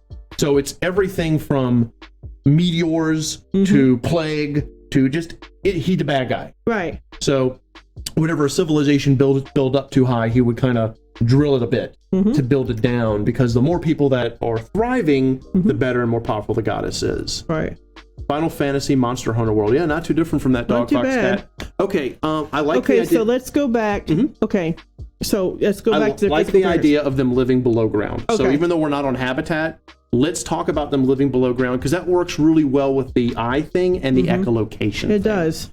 What about the physical beings having ground forms and spirits having sky forms? That's very good. They should reflect the creatures the goddess dream of. Now, are we talking, Kia, about the race or their spirit guardians? Because I love the idea of the spirit guardians not being set. I do too. That gives me happy chills, because one of my biggest problems with his mortal instruments is the spirits are set. When you get to be an adult, when you're a child, they morph into different things. But when to become an adult, they calcify into one form. Right. So I'm thinking that the race itself needs to be more somewhat calcified from birth, because it's not an amorphous race. Unless we're creating an amorphous race, then heck, they're freaking they're doppelgangers, and that's fine. If we want to go that route, let us know, chat. Otherwise, I'm thinking they're going to be more a form that can be influenced by the environment, and not a form that changes completely by the environment. That's a key point. That's a very key point that we need. I know that I would like to hear y'all's opinion on, but I do want to say that the spirit guardian should be anything based on the dream. I think it needs to be very, very flexible. Let's put that in there. Anything, and is highly flexible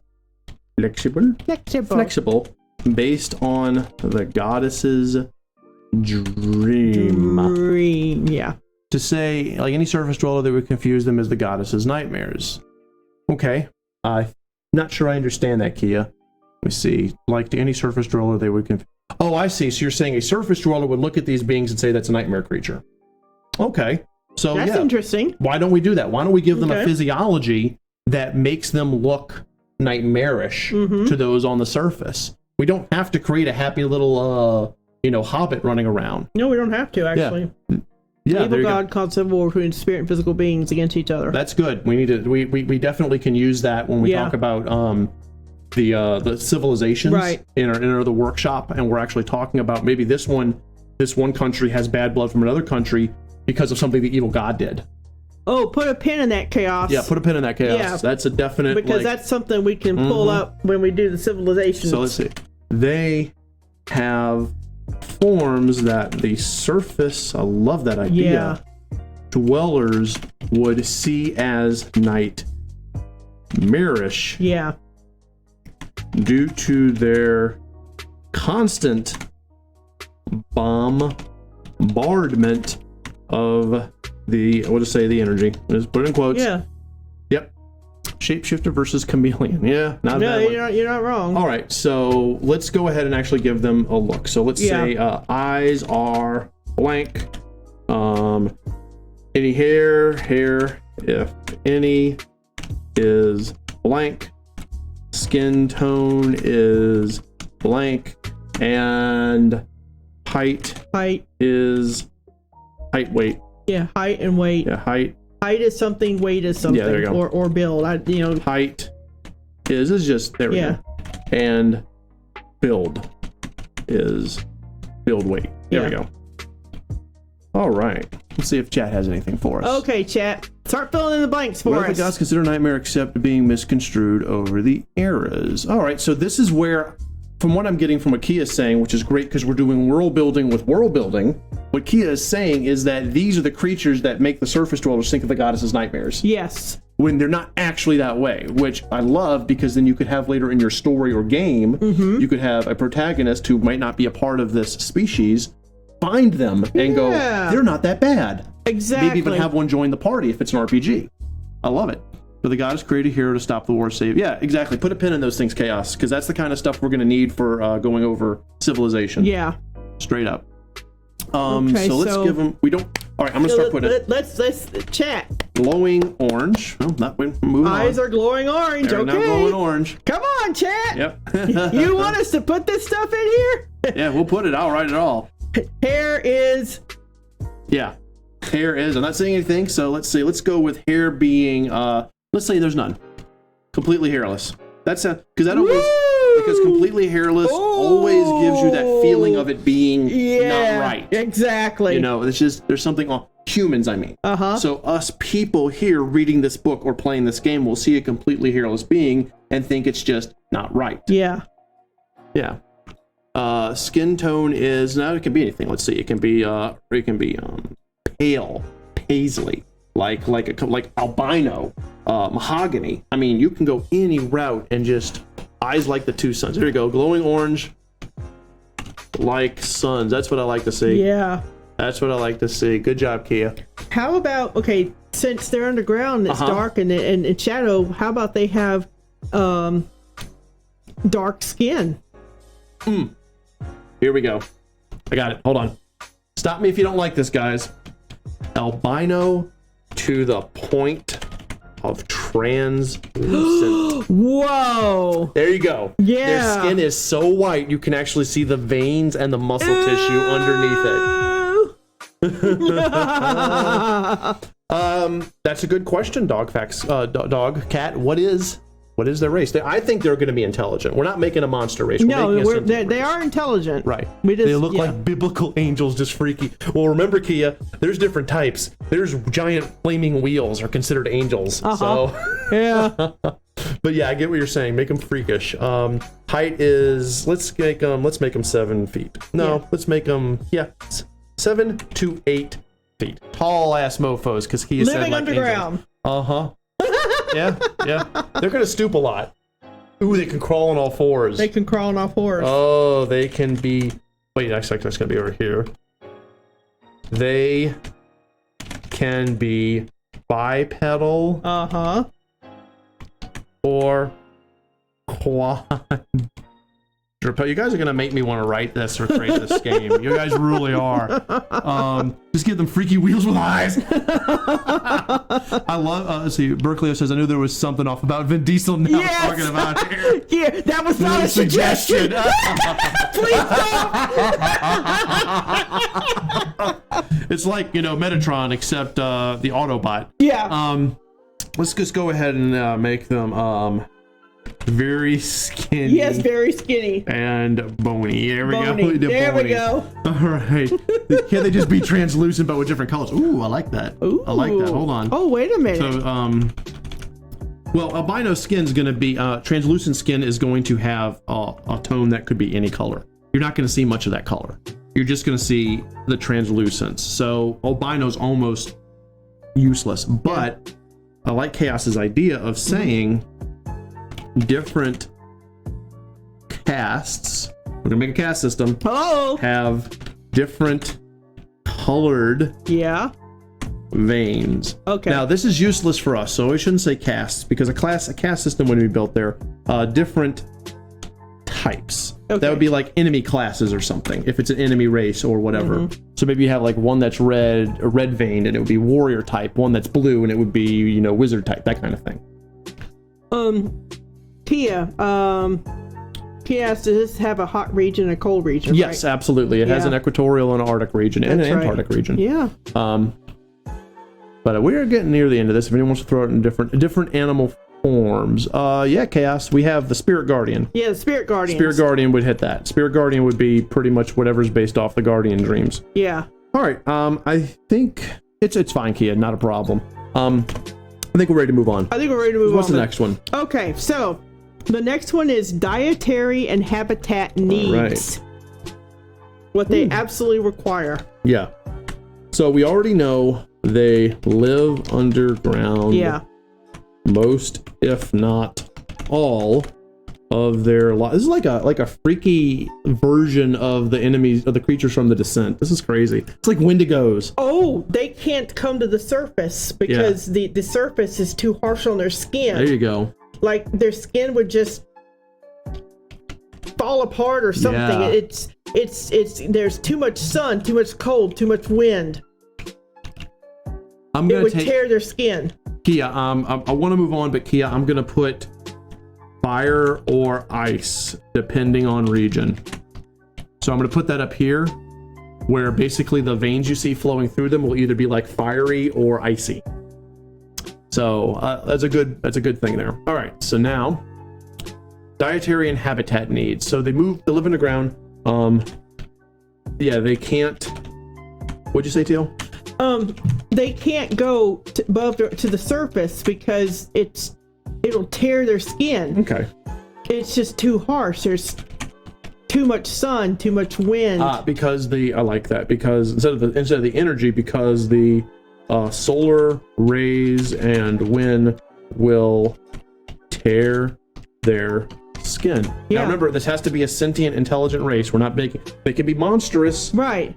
They can be good. They can be evil. That's not important. That's not important right now. Right. We can build their morality later on. We just got to make sure we're not building monsters. Yes. Spirit stones are food for spirit beings. I like that. Yeah. Okay. Now this planet is like that one, just desert. Yeah. Okay. So let's go ahead and do that. The spirit. This will be at the end. Yeah. The spirit guardians eat stones that are infused with spiritual energy. There we go. There we go. So that's sustenance for that. But let's get sustenance for our people here. How much of life is there underground? That's a good question, Kia. Considering that this world is full of energy and full of the goddess's power, I would say quite a lot. I would say quite a lot. Yeah. I would say there's a lot of life. I could say that they could eat living creatures down there. They could eat fungus. You know, they're not going to go ahead and pick a nectarine from a tree unless there are biomes, unless there are biomes underneath. And that's something that we can have. We could have that. So let's say that they live underground, if not most of their lives, in underground biomes. So we don't have to make these cave dwellers where they're climbing around in holes. In underworld biomes. A biome is literally like a forest, a lake, that kind of thing. They don't have to be like Falmer. Yeah, right. They don't have to be like the Falmer. Right, I like that. Underworld biomes that are just as lush and populous as the cities surface world. Yeah, it's the cities above ground. Yeah. Cities surface world. Yeah, there you go. Okay, yeah, they can be fruities. They can eat fruits. That sounded terrible. They can eat fruits. They love this juicy ground fruit that you can only find closer to the goddess you go. Ooh. Good one. Chaos and Kia, both of you, amazing. Yeah. Good job, guys. Good job. Okay. Their primary diet is fruit with a special love for this ground fruit found deep inside, going closer to the goddess. Yeah. That is awesome, because that could almost be like, this fruit holds spiritual significance to them as well as, it's good for them. It tastes good, but it also has spiritual significance. Yes. I like it. So we're going to call it star fruit, even though it's not star, it's a papu fruit. Yeah. This star fruit also has a high level of spiritual significance to them. Yeah. Very good, guys. Loving it. I think we can move on. Yeah. I'm going to go ahead and say that they're not carnivorous by nature. They are not carnivorous. I'm probably misspelling that. I am. Yeah. By nature, but they can digest meat. Right. That way you have it so that if one joins the party or something, it can eat meat. Yeah, it can eat meat. It can eat meat. But it likes fruit. They like fruit. They like Fruity Pebbles. That's their favorite cereal. Okay, let's move on. Moving on. Okay, naming traditions. Naming traditions. How do they get their name? Yep. How does an individual get its name? Yeah, and we're not talking the mom gives it to them. We're talking how is the name assembled? Yeah. Is it a series of grunts? Is it letters? Is it Murphy peeing blood? Murphy is peeing blood. Got it. Somebody delete that message, please. Thank you. Omnivore, whatever we do. Omnivore. Yeah, that's omnivores. Yeah. They're omnivores. By action. Okay. What do you mean by that, Cass? Is it like when they're born, something happens? and that gives them their name, their first dream. So now let's think on this, Kia. Okay, let's think about Is it their first dream or their parents? Because how does an infant communicate a dream? Their first detected dream or so. Okay, tribal law, right, like a tribal law, right, like what thing happens? I love the idea of a dream. Yeah. And I'm wondering if maybe instead of the child's first dream, because this is a baby, babies do not come out communicating. Even baby animals take a few minutes to figure out what the hell's happening. Why not the mother's first dream? Or the parents? Or the same-sex parents? You know, like if it's a boy, the father's first. The birthday of the being of the energy when they come out of age to speak with their spirit guardian like a dream. So you're saying no name at all at birth. That is unique. Okay. Well, that's been done though. Yes, it is. In the early tribal lore of the Wolf Riders, right? For instance, right in Wolf Quest, babies were all called Bright Eyes until they earned their first name. I actually like this. If that's what y'all are going for, yeah, they get a generic baby name, like what Kia just said. Yeah, yeah. So Kia, let's go with that. So, all right. So, babies are born without a name, given just something generic. I want to spell the word generic. Given just something generic at first to identify their family and sex. There you go. Yeah, that's it. Yeah. It's going to be like, you know, Joe's girl or something. Just something, some identifier. I love that. And then the real name, their true name. Yeah. Actually, let's take that away. Their real name is chosen when they come of age via a dream quest of sorts. Yeah. A little energy, a little poof, a little puff. Yeah, little puff. Little puff. I love it. I love this, guys. Really good. Yeah. So now let's work on the convention, the naming convention. So is it literally going to be just an English writer, a person writing in the English language? How would I say their naming convention comes? Does their naming convention come like, you know, a series of consonants followed by a series of vowels by more consonants? It's kag, or, you know, more things. It's like yob, or is it like a word here with an apostrophe and then another word here and then another one? You know, what is it? How do we do a convention? Let's do a naming convention. This is the hardest part, I can guarantee you. Yeah. But I offer they are birthed like our form of birth, but some dream-related thing. Okay. I didn't get this far. They aren't birthed like our form of birth, but some dream-related thing. That's a good thing to consider, Kia. Then you would remove biology. You would remove genetic, like birthing from the mother. When we get to birthing, we'll look at that. Possibly they come out of pods, or, you know, a field of eggs, like fish. Like fish. Yeah. So the spirit stone is a key point for their name. Okay. But we still need to have the. I'm going to go ahead and put the nomology together on this. So their names are formed by their word for the type for their word.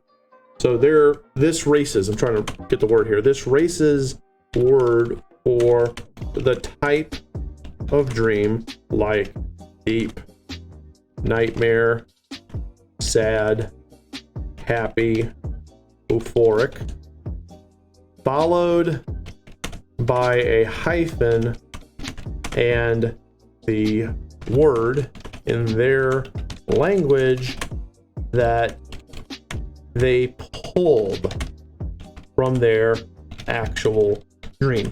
So when you create a naming convention for any type of race, whether it be a fantasy race, sci-fi race, it doesn't matter. You have two options. You can just kind of hit the keyboard and hope it sounds good. Right. Or what you can do is actually create a rule under which the name came. The Miqo'tes were a great example of that. Yes. You know, there is, so like with the Miqo'tes, it was, let me show you this real quick. So with the Miqo'tes, it would be like a letter followed by an apostrophe, followed by a mono or bisyllabic word, followed by a title. Right. So in this one, what we're saying is it's dream type hyphen dream theme they pull. And that's how you create a naming convention for a race. Sorry, I was ignoring chat for a second, guys, while I was getting this out. Make sure that when you do create your races, that you come up with some kind of naming convention. For example, in the fantasy world that Teal and I are created for our tabletop game that we're currently beta testing, tribal elves have their family name first, then an apostrophe, then their given name. Right. So, a guy so this wouldn't be Jim Bow. This would be Bow of the Jim family. Yeah. So when you are creating your world, go ahead and bring, just make sure you have a naming convention. Right. For all of your races, every last one. Okay. Yeah, and Kia is on the right track for their name. Right. What their first dream is, exactly. Which is exactly what we're doing right here. Yeah, exactly. Our supposition here, Kia, is it's literally the dream type hyphen the dream name. Yeah, whatever dream they had on their dream quest. Right. This is how they're going to name themselves. Right. So example would be something like Fear Dome. I don't know what a dome is. Dome would be like, actually I wouldn't say don't say fear, my brain went blank. Tobacco, there we go. Fear tobacco. or happy tree. Things like that. Mm-hmm. But it would be in their language, not in our language. Right. So in their language, it would be something along the lines of, Karn, which is their word for fear, and then tobacco, they dream of the tobacco leaf, and that would be Meek. There we go. Mm-hmm. Okay. Happy tree would be, and again, I'm just pulling out words, guys, Poe, and then tree would be, yeah. There we go. Yeah. So these are just, again, you're just pulling together information, and when you're just creating your rules and you're making sure you follow your naming convention rules. Yeah. I actually can do I probably need to do a short form video just on naming conventions. I think so. This is a little bit moving beyond, but we got the traditions. But we got it. Yeah. And Chaos Dreamer wants the beta test. That's awesome. Okay, let's move on. Okay, so the next one. Social etiquette rules and taboos. All right, so moving on to them social etiquette rules and taboos. All right, so we want to make sure that they have a social structure because that will separate them from being a monster or a creepy creature. And honestly, even monsters have social structures. Look at the goblins and Goblin Slayer, right? That's true, yeah. You can have social structures. So do they have a hierarchy? Do they have a class structure, a caste structure? A caste system. What do they have? We already know there's two things. Kia has already created something. Mm-hmm. There's a lava version and an Arctic version. There's a hot version and a cold version of these creatures from different regions of the world. Right. So we automatically have that. So outside of that ethnic group, which that is what Kia created, they created the ethnic group for this race. The different clothes. What do you mean by that, dog? What about different clothes? Yeah. But what is Acid Boys, Fire Boys, and Deep Underground Boys? I'm gonna do it. But we need to come up with the actual social etiquette. In other words, what makes their social structure? Dog says the clothes. He's gonna have to explain that a little better. Yeah. But is it I can see that's our ethnicities, right? Icy, fire, and deep underground. But I can see based on what Kia is saying that icy and fire do not mix. Yeah, absolutely. That you can have an entire etiquette rule and taboo set up to where if an icy person and a fire person get together, they are shunned, cast out, labeled outcast, etc. Okay. When they try, it creates a shunning situation. How shunning? Yeah. Okay, but we want to do a little more. So let's see. The rich has a nice and more beautiful stone cloth than the poor. 2 classes now. Rich has stone cloth. I don't know about stone cloth, but I like the idea of having a social class. So yeah, what makes rich though? That's what I was going to ask. Right. Is what makes rich? Is the way that you have these this group set up? They're not geared toward accumulation of things, what we call wealth. That would be meaningless to them. And I do see they have a tight-knit tribal structure. Yeah, right. They are not shackled by capitalism. Right, there you go. Oh, there you go. That practices tribal socialism, which is basically everyone owns everything else. It's kind of like how the gypsies are. The gypsies, where it's like everyone owns everything. The concept of ownership doesn't exist to them. Where the concept, where the concept of ownership doesn't really exist. A nomadic collectivism. Yes, thank you. That was the word I was looking for. Yeah, because they are so close to the goddess, and they see and feel the spiritual energy. Yeah. So they don't own things. Right. They don't own things. Now, Chaos brought up an idea of like light and dark beings, like good dreams and bad dreams. So the question is do we go with that? Do we say that the light beings and the dark beings, the good dreams and the bad dreams, however you want to put it, do they actually create a ethnic divide, or is it more like, here we go, here's something. What if the type of dream, good dream or bad dream, determines the sex? Ooh. And you have, so instead of having male and female like we have, they have light dream and dark dream. And that is literally their way of disseminating one sex and another. Wow. So we remove actual biological sex as we know it completely, and just put it, just a thought. Maybe if not, we can have lady parts and guy parts. What are they saying here? Well, I kind of thought that they were actually going to be physical beings. They are physical beings. So you think we need to go biological here? Well, we don't want to get too far off on the spiritual. Light and dark is fine, but you still have to have a physical body. Okay. All right. So each ethnic group, actually, that's the taboos. So each ethnicity has a light version and dark version, as well as a masculine and feminine version. So they're binary. Okay. With gender roles not being locked into any physical attribute. So there's no such thing as so they don't sit there and say men only do this and females only do that. Well, It's more along the lines of it's their sex, not their gender. Physical being, this is those coming age dreams or just puberty. I like that. That's gonna be the coming of age ceremony, Kia. Yeah. We're gonna be slapping your ideas all over the page when it gets to that. Let's see, gender roles not being locked in a physical attribute.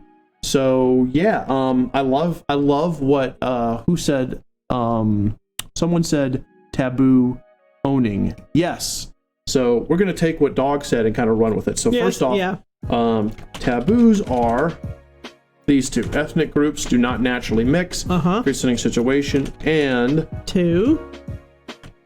Trying to own something is the best way to get them to hate you. Let me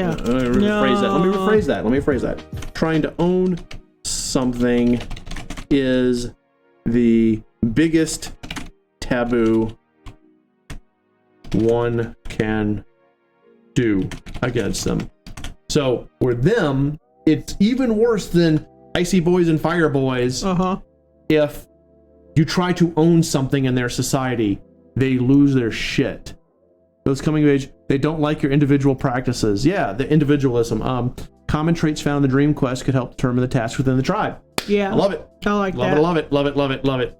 So during their coming of age dream quest, they dream of and self-determine their place within the tribe. Thank you, Berkeley. Yeah. That was a great idea. Yeah, that's a great idea. That is a really great. We comrades. Well, yeah, exactly, dog. What they're basically saying is that its ownership is greed, and greed hurts the tribe, and that is shunworthy. Yeah, and also tying it back into their connection, their deep connection to the goddess. Right. You don't own things. Right. Everything is freely given and taken, and everything it's belongs. the cycle of life. Everything belongs to the goddess. Yeah. Tina. That's what it is. All belongs to the goddess. Okay. We're just borrowing it like we're borrowing these bodies. I got it. That's my thought. What do you think? Good thesis? Sounds good to me. All right. So everything is owned by the goddess, and we are just borrowing it, even our lives. There we go. Yeah. Boom. There we go. All right, we can move on. We can move on past social etiquette. Okay. We're good. Birth and baptismal rituals, if any. All right. Well, Okay. Yeah. How do they get the born? So now let's talk about that. Yeah, because we can talk about this now and not worry about the procreation method until later. Let's talk about this. So someone brought up earlier, they don't come out like we do, which is biological birthing by the mother. Right. There are many ways that things can be birthed. I mean, the Tenctonese, the father birthed them technically. So, and then you have animals like, so it's like the seahorses do that, where the men give birth, the males give birth. Then you have like fish, where the female fish lay out the eggs, and the male fish fly over and just, like carpet bomb their sperm, and fertilization occurs. So that is that we have legion here. We do have legion. Great. So the question, of course, to chat is, do we want these things to birth naturally? Do they, from the mother? Do they birth from like pods? Do they birth from a dance? Yeah, exactly. As a dance. Well, Do they do they come out from the male like seahorses? Or like, beholders just dream up baby. Right. Is there a dreaming birth, a birthing dream? Yeah. In which like the whole tribe is dancing the spirit dance around the parents, and they have a dream, and out comes Baby Puff. Out comes Little Puff. Little Puff. Yeah. Right. So I mean, that's not a bad idea. I actually really like that. I'm gonna write that down. It shall be done.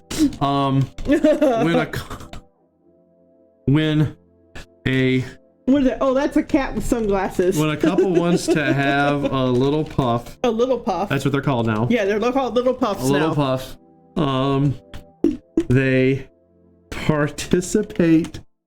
I can't spell it, or do I want to? Because I'm too busy giggling. They participate in a ritual where the tribe dances a spiritual dance around them while they sleep, and dream up the baby. And thus the baby is born. There you go. Thank you. This is brilliant. I love this. The infant is then doesn't have to be cleaned off. No afterbirth, man. Doesn't exist. Look at Kia with the cat. Look at Kia's got the cat with the sunglasses. Oh, it got me. That was so weird. The infant is then given the what is it? It's what's the baby name? Generic. Yeah. Is then given the generic Little Puff name and swaddled. Swaddle that sucker. Okay, swaddle just means the baby's prepared to give it to the parents. Right. Okay. Thank you, everybody. That was awesome. Yeah, that is good. But we need to add in a little bit extra. Okay. Nope, actually, no, we're not. Because I'm saying that a spirit guardian doesn't come until the coming of age ceremony because of all that stuff, all that happy stuff Kia said. We can tie that in. So let's move on to coming of age. Is that what it is?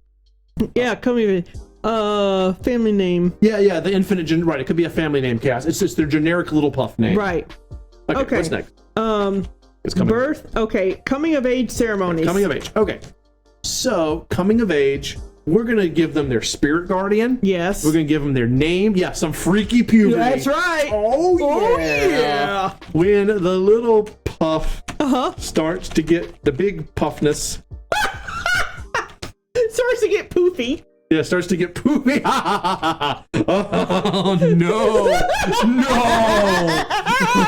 You can also join the Esoteric Birthday Club someday. Their offspring are being born being attached to body parts. Berkeley's, I love that. I can imagine like the mother just sitting there. It's like out comes another arm. I shall name it Ralph. Oh God. I actually need something to drink, Teal. Let me get you a drink. Yeah, could you please? Here, you can have this one. There you go. Starting to coughing my lungs out. Oh, that had me in tears. Thank you, Berkeley's. Oh God, I laughed so hard I started choking.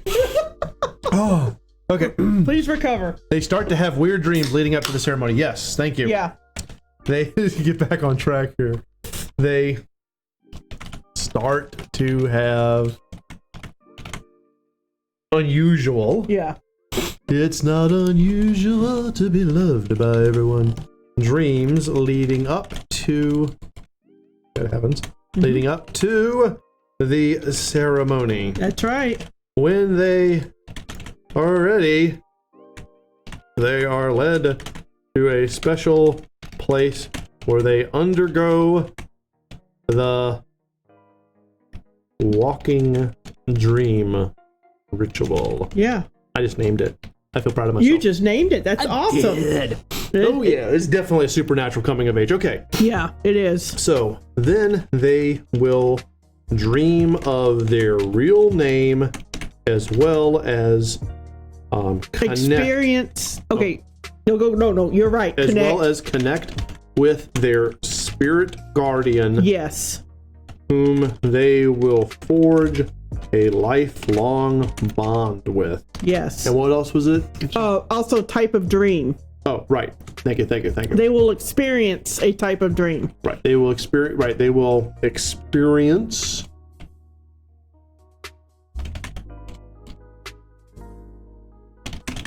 a type of dream of their will name, and connect with their spirit guardian. That's right. Mm-hmm. Any, all, exactly, yeah. There is no limitation. No, there isn't.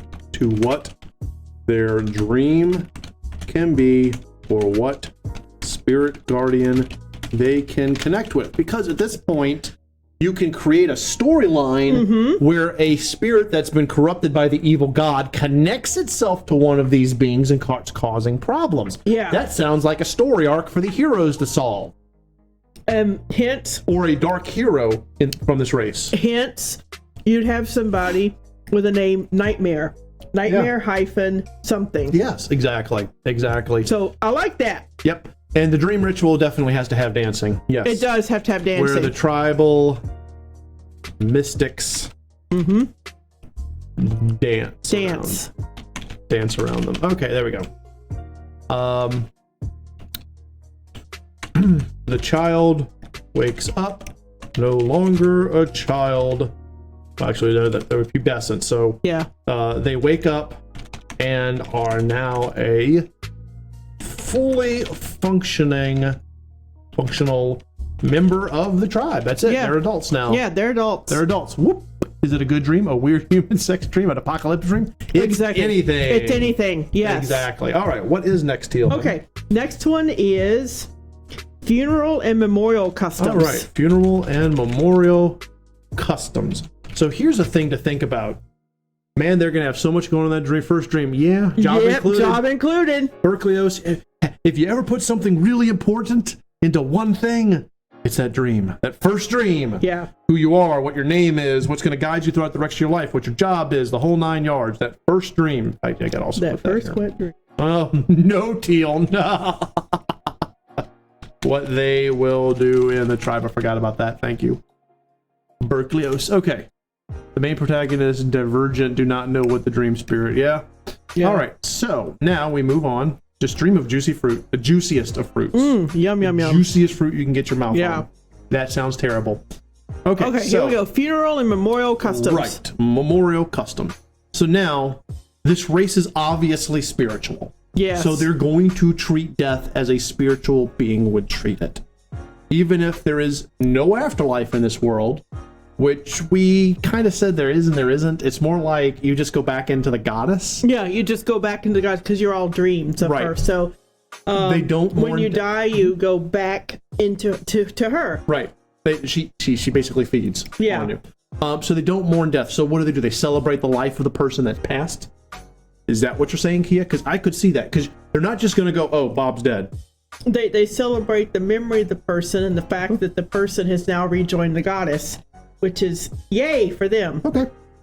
So they do not mourn death, but are happy for the life of the person who passed, the one who passed, and celebrate their return to the goddess. I love it. Yeah. I absolutely love it. One who passed. Okay, yeah, and celebrate the life they live and go back to the goddess. Yeah, exactly. Yeah, what you said. Yep. Go back to the goddess. Maybe the sea funeral like a Greek mythos. Yeah, they're underground though, dog. They're underground, so I like the idea of giving them back to something. Yeah. So, going off of what Dog is saying, depending on their ethnicity, and we're talking again about fire boys and icy boys, right? They can commit the body to water, fire, or even a vent. They drop the dead into the vents. Boop. Well, yeah, it does. Right. That's why I put water right here. That's probably a delay. But yeah, so they can go to the underworld water, fire, or even a vent. They just drop their ass in a vent. Yeah. I love it. I love it, guys. Yeah. Oh, it's good. Oh, this is so good. All right, let's... okay. Wait, hold on. No. The deceased's life is remembered in the tribe's dances. Because we put dance. We might as well just make it dance. Yeah. Yeah. Underground rivers. Yeah, exactly. Aquifers. Yeah. Yeah, aquifers. Yeah. So right, they're either put in the water, they're committed to fire, or they're thrown into a vent. Yeah. Right into they're yeeted into a vent. Yeeted into a vent, like the vegetables from Super Mario 2. Just whoop. Okay. All right. Beauty ideals. Exactly, Berkelios. Exactly. Like a Viking funeral back into the goddess's veins. Okay. So what is after? Beauty ideals. Beauty ideals. All right. The more translucent the skin, the sexier. I have no idea. I'm gonna want some help here, guys, because. So no, seriously though. So you have a race that can't actually see physical form. So to them, beauty is going to be how the energy works within something. The energy, you know. Oh, I don't like him. His energy is very blue, but her energy is, very red. Or, John's energy is just this gorgeous golden, and I just can't get enough of it. Would it be the energy waves that they see within a person that they would find attractive? That sounds like thing. The spirit's kind of hot. No, Yep. Their spirit guardian. Hey, Wolf. It all comes down to feel. How does it feel? Yeah. So very textile. We have actually ignored touch. We have ignored touch. We have highly ignored the sense of touch. So yeah, a lot. Yeah. Of a loot. A lot of their attraction. By the way, welcome to the stream, Wolf. A lot of their attraction comes from the sense of touch. Okay. Which is highly developed. Oh. Since they are effectively blind. They also judge the tone and shade, hue of the energy of the other person. if that, I was thinking that too, Chaos. Yeah, energy match. Yeah. If their energy matches and the feel is good, then they will find the other they will find the other attractive. Attractive, yeah. There we go. Hippie beauty vibes. Except for no hair. Yeah, there's no hair. Guys, I love this. This is awesome. This is we created a ton of races for the tabletop beta test, for just the tabletop system in general. I think it's like, what is it, like 30 something ethnicities? Mm-hmm. This is the most original thing we've created in a long time. Prefer natural body smells. Ooh. I like that. Also natural scent. smells, because that is like olfactory. Olfactory is the most skipped sense when a person is writing. All new writers will always get sight and sound. Yeah. Generally will get touch through temperature, and taste when they're eating something, but almost everybody forgets smell. Yeah, they do. Unless they're like smelling food. So, all right. Yeah, so they also, natural smells give more attraction. So perfumes are unheard of. Love it, guys. Wolf said, just hop on the stream, say something perverted real quick, and it seems to make the essay. Wolf, you did you, my friend. Yep. Skyrim belongs to the Nords. All right. I got stared at in Imperial just now. Yeah. All right. They have advanced sense of smell for being in such a... Yeah, absolutely. Yeah, they would. A lush biome, but yeah. Yes. You would have to be in order to get around. In other words, when you literally... Faithless Imperials. When you have no sight, your other senses have to kick in. They have to So be. the echolocation, the touch, and the smell would be how they move around. Energy matches. Please explain more. Oh, yeah. So if the spirit energy that they see with their spirit eyes matches theirs, it's a sexy. Yeah, like wavelength. Yeah. Yeah. Fan sense of smell. Wavelength, color, whatever. Yeah. Gryphon fact, very poor sense of smell. I am so sorry. Teal's on the other end of the spectrum.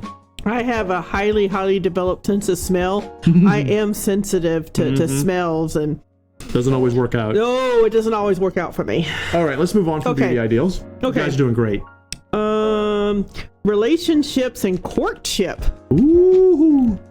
Now we're going to get down to that ice and fire stuff. And Ashley Goldman's welcome to the stream. It's just like the time I found a sheep skull underwhelming. There's a lot to unpack with that one. So random, yet so appropriate. Somehow. Relationships and courtship. Oh, good heavens. I don't even know who I am anymore. I don't either. I need food. It's about that time for the Studio Blue cooking show. Yeah. All right. Can you speak louder? I can't hear. Sorry. Okay. Mood. Okay. Mood. Okay. So relationships and courtship. Okay. So when the senses of touch, smell, and spirit energy, sight all match, they connect and start to build a life together. Yeah. Because I don't actually see them, since they're tribal, I don't actually see casual dating. I mean, sex, whatever. If they have sex, it's fine. They don't hold grudges like my petty ass. We love you, Kia. Yeah. So they start to build a life together. Yeah. What do you think, Teal? Mate for life? I would say they were made for life because of this. The couples have to be passive aggressive to each other. Stop it. The only shape you need is screwed. I don't care. Yeah. Okay. Yeah, damn. they would mate for life because of all that you said above there. Right. So the entire relationship, it's great too, because when you do these things, by the time you get down to near the end, it's writing itself. Yeah. So we started off really kind of grabbing at straws and all of us throwing ideas, as we like to say, throwing spaghetti at the wall until something sticks. Yeah. And now it's writing itself. So the entire relationship goal is to be with someone you can share a dream with. Yeah. That dream creating a new life. Oh my God, that's beautiful. Yeah. Ashley Gold, the perfect outcome, their kid killed. You need to behave, Ashley. Okay, Ashley. Yes, come on. All right, so that's it. So marriage. Yeah. and marriage and reproduction. Yeah, reproduction. So would they have a formalized ceremony? That's a good question. Or would it be more like a hand fasting, just an acknowledgement that? Right. Or would it be like a dream fasting? Or would it be like the some of the other fantasy races I've seen where it's recognition? I would say more on like the recognition. I agree with Kia, no marriage, because marriage is a construct that requires an organized religion and an organized society that recognizes two people as being monogamous and in a family unit that the government actually, it requires civilization. Yeah, all that stuff that I just said, all that bullshit. They don't do all that. It's basically, I'm just going to think of it as recognition. Touch, smell, spirit energy, when it all comes together. Right. You don't need anything more. You Right. seriously don't. No, you don't. So honestly, at this point, especially given their tribalism, it would be a moot point. Marriage would be a moot point. But I love the idea of, because it's not going to be a recognition. Yeah.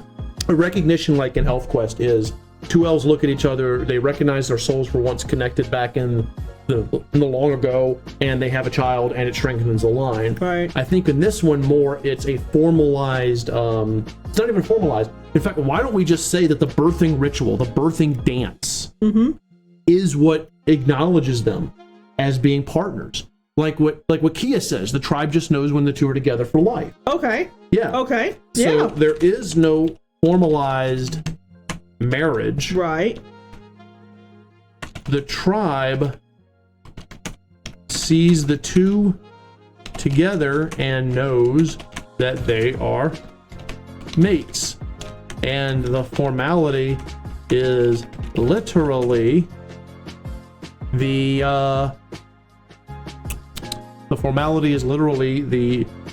dance ceremony that births a little puff. Yeah, a little puff, right. Yeah. So this is it. So they are the marriage cake. They ate the marriage cake. Yes. They did. They ate it all up. They ate it all. Really honestly, we've built this bedrock. Yeah, we have. Of them being like this. And it could very well be that either they do or they don't mate for life. Exactly. Some mate for life and some don't. But they only create life with one that shares their energy and dream. And exactly, yeah. That's it. Yeah. They keep the record of history. What we put here in Memorial Dog is that the deceased life remember the dances. So the dances are their historical records. So honestly, it's oh god, what is that word? It's an oral history. It's an oral history, but instead of it being through the mouth, it's through dance. Yeah. Yes. Yeah. So there it is. Okay. And that's why dancing is so important for birthing and for everything. Everything they do is through dancing. They communicate through dancing. Wow. Which is a lot like, I think, the dancing dragons that we had in that one thing we did, which was freaking amazing. Okay, here we go. Okay. Racial myths and legends. Okay. So here we go. So I think, again, we've all kind of written this, but y'all feel free to throw out stuff, that every single one of them venerates the sleeping goddess. Oh, absolutely. But they wouldn't venerate it in a formal religious way like the surface-dwelling humans would. They venerate it like that's their mother. That's where they came from. That's where they return to. They're all part of it. Yeah, they're all goddess. Exactly, Kia. Yeah, it's all goddess. So all myths and all legends are all linked to the sleeping goddess. Yeah. Goddess. Yeah, it's fact. It's all facts to them. And not myth. Yeah. I freaking love that. Why is there so much dancing in the game? I don't know. It just happened. Chaos. Yeah. We just love dancing. We do. Hey, we ballroom danced at our wedding, so we did. We tore that dance floor up. They might even know more than what. Yes, they know more about. So they wouldn't know that the goddess is an alien, No. But they know more about what the goddess's relationship to the world is, and how her energy and the world are connected than any other race, especially the ones on the surface. And this now makes this race could literally be the race that gives the heroes the information they need in the whatever. Yes, absolutely. So this is actually really, really good. Yes. Very pandism. Very much. Now we just need to come up with a name. Yeah. And we already did. Yeah, we did. These are the Dream Dancers. Woohoo! Yep. Yeah. Surface dwellers rule, dude. Yeah. Okay, Gryphon says, "Hey, do you speak dance?" Thank you. Yes. Thank you guys. This is wonderful. This really is. Wow. Oh, me is the goddess. The goddess is me. Ah, yes, my twerking race. This is fabulous because you and chat have created. This is like the third workshop now, and you're really fleshing out this world. What I thought I am going to do. What I'm going to do is this. What I thought I'm going to do. What I think I'm going to do is this. When we are completely finished with all the world building workshops, I'm going to compile all this information on the world. Okay. It's rules, it's this race, and then any civilization we make. So all of it. I'm going to compile all of this, put it in a Google Doc, and share it with our Discord. Yeah. So if you want this, be on our Discord. And then, so when it's all up, when every world building class is finished, this is going to go, and you guys can look at it if you want to pull it or use it or borrow it or pull some information. So the best brainstorming ideas come from groups. Yes, it does. And you guys have just, you don't even know, just icing on, you know, this makes the writer and me so happy. Yeah. You might even have to write a story here. I might. My services are free. Okay, so any last minute questions, because we have created our Dream Dancers. Yes, the Kia Cat. This is good. This is really good. Really wow. Good. This is the kind of stuff that I just love. Yeah. So yeah, and if there's no last minute questions, we'll go ahead and call it, because it is about that time. We got 30 minutes left if we have to. My services are not free. Well, you can have cookies, but they can't be cheap as Cookies Chaos. Yeah. And Shaymander already has all the souls, so all of them. All of them. I get my 10% cut. Anyway, yeah. Any last minute questions? Go ahead and toss them out. Otherwise, we are done. And we'll pick up Wednesday with our critical play of Dragon Quest XI. That's right. In which Teal will not get lost. And then on Thursday, Horizon Zero Dawn with Steel killing dinosaurs. Killing dinosaurs. Hopefully. Robot dinosaurs. Hopefully following the instructions of the game chat and Teal properly. And of course, Friday's our AMA. And Friday's the AMA. So yeah, I'll give you guys another minute. Teal, what did you think? Did you enjoy this? This was very enjoyable. I enjoy doing the research for this, but my goodness, the ideas coming from chat, it's amazing. It really is. You guys are so good at this. Yeah. Next race, pure capitalism. Do not do this. I love how Kia says stuff and then says, don't do that. Just everything I just said, do none of that. Do none of that. Do none of that. All right, I do think it's time to call. Okay, it's time to call. All right, we're going to go ahead and call for the evening. Thank you guys once again for creating an absolutely amazing workshop with us. You guys have put together a beautiful part of this world that we've all done together. Thank you, Gryphon, Ashley, Kia, Dog, Chaos, and everyone else who showed up, because everything's scrolling too quickly. Wednesday, be here Wednesday. Dragon Quest XI, Teal, she's awesome, and this game is amazing. Yes, thank you. All right, well, if you like what you saw, leave a smack down the like button below, subscribe to our channel, consider supporting us on Patreon, connect with our Facebook, Twitter, Discord, and we'll see you in the next video. See you next time.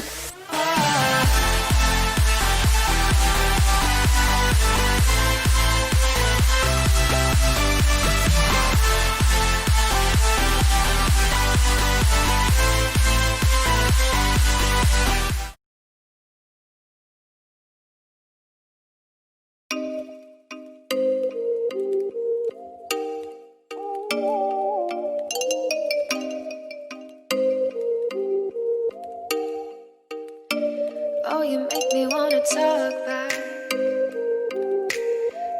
back to you. Say it like that. If I hate you, then find someone